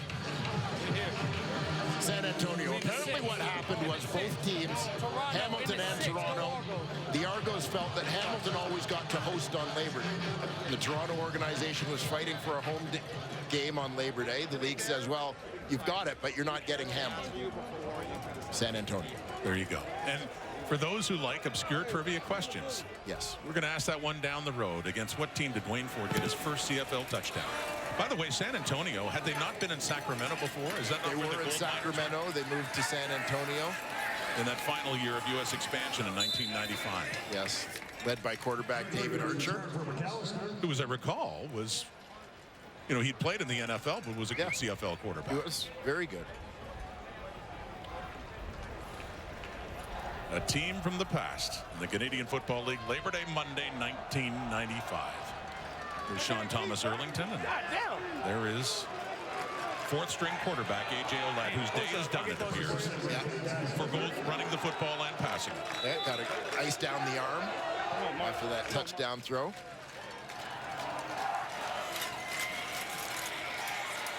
Talk about remembering those first touchdowns. He'll remember his first touchdown pass, I'm sure.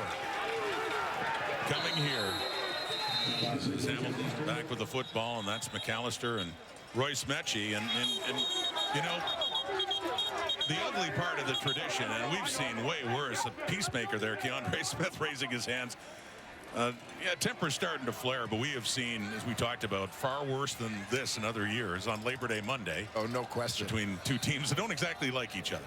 Yeah, sometimes the nasty stuff happens on the field, other times in the stands here in Hamilton on Labor Day. As much as the teams dislike each other. Player misconduct fouls, 10-yard penalties, number 3 Toronto, and also on Hamilton. It'll be second down. Dave Foxcroft handing out his final penalties here. He might have a say in some penalties later this season, though, as he does leave the field, but finishing off this season in the command center.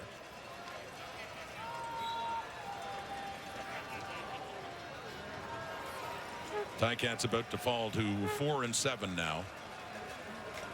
And still only one victory, that being over Ottawa earlier this season here at Tim Hortons Field.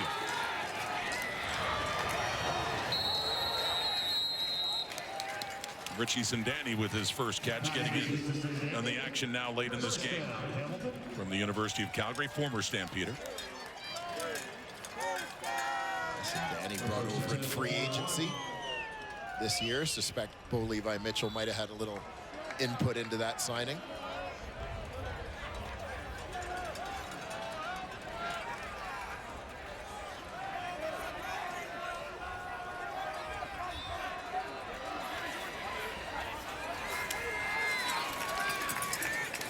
Powell, Sindani again, so back-to-back catches for Richie Sindani up across the 45, 1:21 to go until this one is done, and we do have part 2 coming up. Battle of Alberta, McMahon Stadium in Calgary with the Stampeders and the Edmonton Elks looking for their 3rd straight win after going 0-9 in the first half of their season.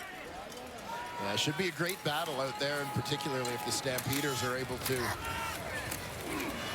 pick up offensively where they left off against the Toronto Argonauts. Jake Mayer with what I thought was a terrific performance last week.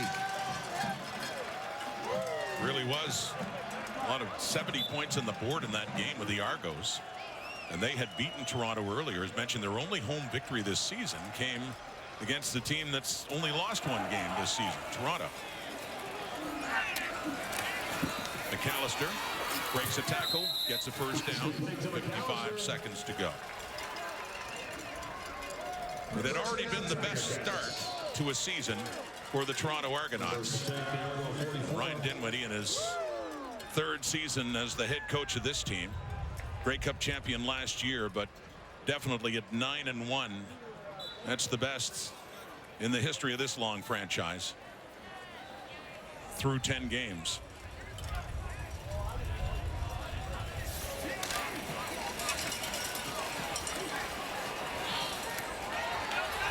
Powell completes it to Keandre Smith, who gets it down inside the 20. Take an updated look. These standings. Yeah, first down Hamilton, but first place Toronto, declaring them the winner here. You have a look. Put the Argos at 9-1. The Owls with that loss to BC at 6-5, and Hamilton falling to 4-7. The Ottawa Red Blacks having the bye on this Labor Day weekend await the Ticats, and just another big one for them. Bear in mind in that season series, Hamilton has won both games. 10-yard player misconduct foul on Toronto, number 20. First down. As you see the standings as things currently sit, the Tiger Cats record in third place would be a playoff position. No crossover in effect at this point, but coming into this week, all three of the teams trailing them within 2 games. So, and it wouldn't be just the Red Blacks liking this. As you look down the road, those 2 Alberta teams yet to play this week. That one's coming up. Thinking if there's any chance of a crossover, especially for Calgary coming in with 3 wins. But Edmonton, hey, as crazy as it sounds, they'd have to come close to running the table. They've won 2 in a row, but they're not giving up the dream just yet. If they can win today, get to 3, just 2 points behind the Ticats. Of course, they'd have to be better than them in order to cross over. As we look down the road here into September, playoff time less than 2 months away, if you can believe it. Yeah, regular season wraps up the end of October. So as we look ahead to that Alberta game in the West, Winnipeg losing in overtime to Saskatchewan last night. So the Riders 6-5, the Bombers 9-3, and for BC coming off that win, same number of games played. They have split the season series. They meet one more time, and that'll be huge by the looks of things right now, with the Lions just 2 points behind. A lot of great football lies ahead. Powell breaks free. Little pump fake and decides to take off inside the 10, the 5. Taylor Powell getting closer to the end zone with 28 seconds to go in this one. Well, Tiger Cats not going down without a fight. Taylor Powell leading the way. Third and goal from the 2-yard line.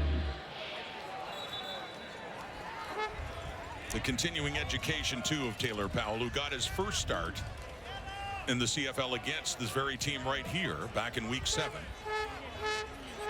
Which was a 2-touchdown loss to the Argos in that one. The 3rd and goal. Offense staying on the field.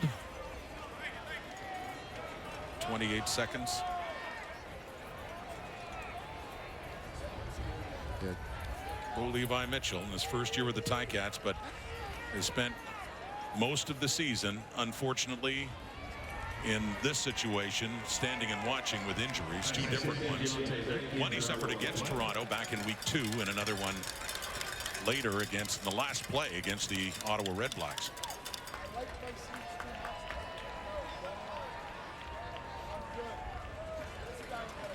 And Matthew Schultz was later injured, so they went to their number 3 QB, Taylor Powell, who probably went into camp thinking he wouldn't be in this situation, but he got thrust into it. Said way back 6 weeks ago against the Argos for his first CFL start. And such is life in the Canadian Football League. It's really not abnormal. You consider the number of offensive plays run in a game, the number of times teams throw the football, number of times quarterbacks are going to be forced to run, that they're going to take hits, that you're frequently in the course of a season going to, at some point, end up relying on your number 3 quarterback. Matthew Schultz, Bo Levi Mitchell to only watch, but there's another touchdown pass to Terry Godwin. 3 touchdown passes for Powell, who was slow to get up. In his previous 4 starts, he had 2 touchdown passes, going back to his first appearance at Edmonton, but gets to put 3 on the board here in a losing cause, albeit, but just to help the growth and development of that young quarterback. And it doesn't make you feel any better about a loss, particularly a loss in a big rivalry game, but big picture for the Hamilton Tiger Cats, the growth of Taylor Powell is important. for Terry Godwin. His second year out of Georgia. This is his second touchdown catch. You see number Powell 20, Toronto. knocked down, but that's his second player misconduct penalty. He's disqualified from the game. We also have a player misconduct foul of 10 yards on number 6, Toronto. Terry Godwin had no touchdown catches heading into this game in his second year out of Georgia, and he has 2 now on the season. Misconduct fouls, and Tavares McFadden wants to hear it from the Ticat fans. McFadden. And he's going to hear it. I don't know about the Ticat fans. He's hearing it from his head coach right now. Slightly early trip to the showers after that second misconduct foul.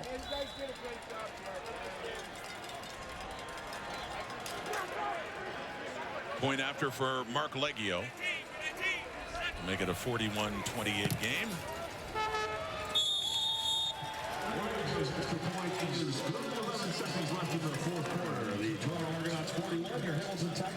And he is still out there now.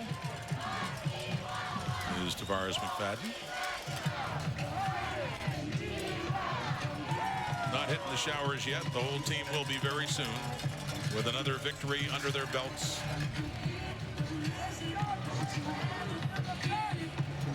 And in the context of the league, we showed you those standings. 9 wins matches Winnipeg, but playing 2 fewer games. Yes, again, the Argos have completed all of their bye weeks for the season, all 3 byes. Well, that's the crazy thing, too, about the schedule. And that for them, actually, I mean, their chances, Chad Kelly in exchange for the referee Dave Foxcroft in his final game. But you put it that way as you look at the standings. Finishing first would be important for the Argos, I would think, to get that break, get that bye. They've certainly, they're padding their numbers now in terms of that lead in the East Division. Yeah, they'll play 10 straight games without a bye. Had their 3rd bye after their 8th game of the season. Referee Dave Foxcroft with a Fox 40 whistle. Invented by his father, Ron, in his final game, a short kickoff, and looks like the Argos did get back to it.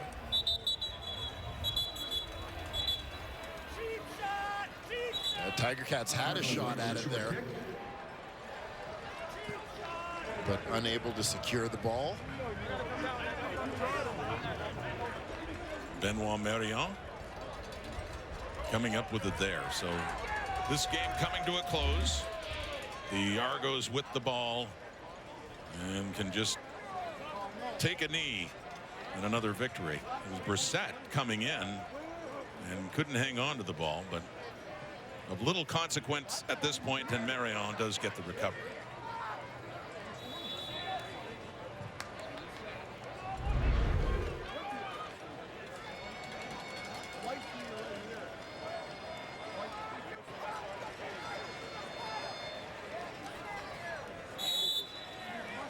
Labor Day Monday. The tradition continues between the Argos and Ticats, but for the Argos, hoping to start a new tradition of wins here. That's their 2nd in a row for Ryan Dinwiddie. Brian Scottman at a quarterback to finish things off for the double blue. 9-1, first place by a little bit more for the Toronto Argonauts, ahead of the Montreal Alouettes. And for the Ticats, any momentum that they had coming back from Vancouver has certainly fizzled a bit now with this loss, the latest one, 3rd of the season, to their rivals down the QEW. Let's go down to Matthew Shinetti. Chad, I know you well enough to know that you'll look at that first half and you'll really scrutinize yourself. But you were 9 for 10. Your last 9 passes you completed. A passing touchdown, a rushing touchdown. How well did that offense move in the second half? Yeah, I think in the first half we were kind of stressing for the big play, not focusing on one play at a time. you know, thinking about the big play or the touchdown rather than taking it one play at a time. You know, we regrouped at halftime and had a 1-0 mindset each play. We have to win. I know you just signed the big contract and all the news was about you, but A.J. Ouellette might be coming for your job. Take us through that play. Yeah, he's a fantastic player. He runs hard. He's a team player. I'm going to have to make sure I take care of that fine for him. But otherwise, you know, we saw something we liked and we executed. Home and away now against the Alouettes. We've now crossed that line past Labor Day. What are you expecting out of your team the next 2 games? Oh, we just got to focus, man. You know, I think at the end of the day is going 1-0. We did that today, but there's so much more we have to clean up. You know, including myself. Another fantastic job by the O-line, wide receivers. And we all just got to make sure we're on the same page and be precise. It's about fundamentals and technique each and every down, and, you know, we'll continue to get better. Appreciate this. Go Argos. Rod, back to you. Thank you, Matthew. And yes, Dwayne, they could always be better that first half. Despite the quick strikes for touchdowns, certainly wasn't what Ryan Dinwiddie wanted to see out of Kelly and his offensive line, as he talked about his offense in general. But overall, certainly more than enough offensively to pick up that victory. Yeah, an imperfect game for sure, but one of the things that continues to stand out about the Toronto Argonauts, and we say this about good teams all the time, good teams find ways to win, even when things don't go exactly according to plan. And that's one of the things that has stood out about this Toronto Argonaut team, and the leadership, the quarterbacking of Chad Kelly is you hit some bumps in the road, but ultimately they find ways to make enough plays to get the job done. And it's not a small sample size anymore. Week after week, they keep getting it done. So Kelly, 15 of 23, 201, couple of touchdowns, couple picked off, and for that young man, Taylor Powell. More growth, at least, for a Ticat team, though, that does fall 2-4-7. Game 1 of the doubleheader is done. Game 2 coming up as we send it back downstairs here at Tim Hortons Field and Kate Burnett. Kate? Rod, you know, Davis, Matt, and Mill, we are thrilled to be joined by Argos running back A.J. Ouellette, conveniently bringing the hammer in the hammer. A.J., the first thing we have to talk to you about is the touchdown pass. Look, we're used to seeing you rush and score touchdowns, but how did that come about? Take us through the play. I mean, all game they've been sucking in, so, like, we knew that the outside run was going to be there. We hit it once with Andrew that set up the pass. So once we hit the outside, we knew that the corner and the boundary half were going to, you know, bite on it, and that was all my read was. And then I just closed my eyes and launched it up there. Did you have confidence in that arm? I did. So I played a little bit of quarterback. It was triple option in high school, but I played a little bit of quarterback, and I had one pass in college. It was a pass interference, so I said I'm 1 for 1 in college, and now 1 for 1 in professional football. The choreographed stuff, we loved it. It was hilarious. I know you got 10 yards. Getting trouble from coach? That's 10 yards. What did coach say? Coach gave me a little look. He didn't say too much, but what was it like? It was a little disappointing. Yeah, you know, I'm not mad at you, but I'm disappointed in you. That's what it was. Well, tell me about what it's like playing with your young quarterback. You know, didn't have a great game, a couple of interceptions early. He stays on track, but he's made a lot of good decisions, a lot of great plays for a young quarterback. It really seems like he's fitting in. What's it like in the huddle being with Chad Kelly? I mean, confidence is just out the chart with him in the huddle. He's learning everybody's position week by week, so he's in there telling everybody what to do. It's so funny when we're going for a handoff, and before I get the ball, he's like, cut back. I'm like, that's my job. I know what I'm doing, Chad, but I appreciate it. Stay in your lane. Yeah. He's coaching you out there. That's good. That's good. Southwest Ohio in the house, OH? 08? I don't want any Ohio State. I don't want any Ohio State. Ohio, okay, I'm good with that. My dad's an alumni. Two Bobcat. Okay, yes, sir. Two-part question for you. How is it having the future Hall of Famer Andrew Harris as your backup and also your mentor? I mean, I learn from him every day, every play. No matter what we're going through, pass protection, running the ball, just things outside of football. I'm learning from him. You'll see it every game. He's grabbing the iPad and being like, hey, look at this. They're getting used to your cutback. Give them one jab and then get back on your path. It'll be there. And it was there. But the most important question, your hair, and I think it looks better than Kate. Could you give her some hair tips, you think? AJ, whose hair is better? There is no chance. Come on. Oh, I look rough. I mean, I bleached it like myself, so it's like 3 different colors right now. Don't listen to Bill. He's just jealous, by the way. But Kate has extensions. You don't have extensions, do you? No. All I swear if you say that one more time. AJ, just in terms of the Labor Day Classic, playing it here in Toronto, back-to-back wins now for the Argonauts in this game. What does it mean for this organization, especially coming off the bye and now to have 3 wins against this team, double digits? Yeah, coming in, it's always a big game for us, and coach is always harped because we stayed in a hotel right down the road. Normally we don't do that. The last few years, we've always traveled from Toronto game day. He goes, we're treating it like a road game. We're getting you guys a hotel. We're putting our money into you guys so you guys answer and get the win for us. And our team came in prepared. I'll admit I was a victim to it. I thought you were a bruiser at first, like straight ahead, physical, and then after a minute I realized this guy's got juice and shakes. And you think if you're people underestimate your athletic ability and your quickness? Yeah. I mean, when you look at me, if you look at my Instagram page or anything like that, everything is heavy lifting, squats, and all that. So that's all you're ingrained in seeing is the power behind it. But with power comes some explosiveness. What attribute is underestimated, you think, in your game? What's underestimated? What attribute is underestimated, you think? I would probably say my acceleration, my quick burst getting through the hole. After about 40 yards, the speed kind of goes down. But I was going to say your passing, but then that was on display tonight, so now that's out the window. Yeah. AJ, congratulations on the win. You're third against the Tiger Cats this season, and so far with the Argos, maybe we'll be seeing you for the Grey Cup here in November. So congratulations on the victory, and thank you for stopping by, and thanks for bringing the hammer to the hammer as well. Jess is the strongest one in the bunch. You gotta get the button. Come on. Where's the button?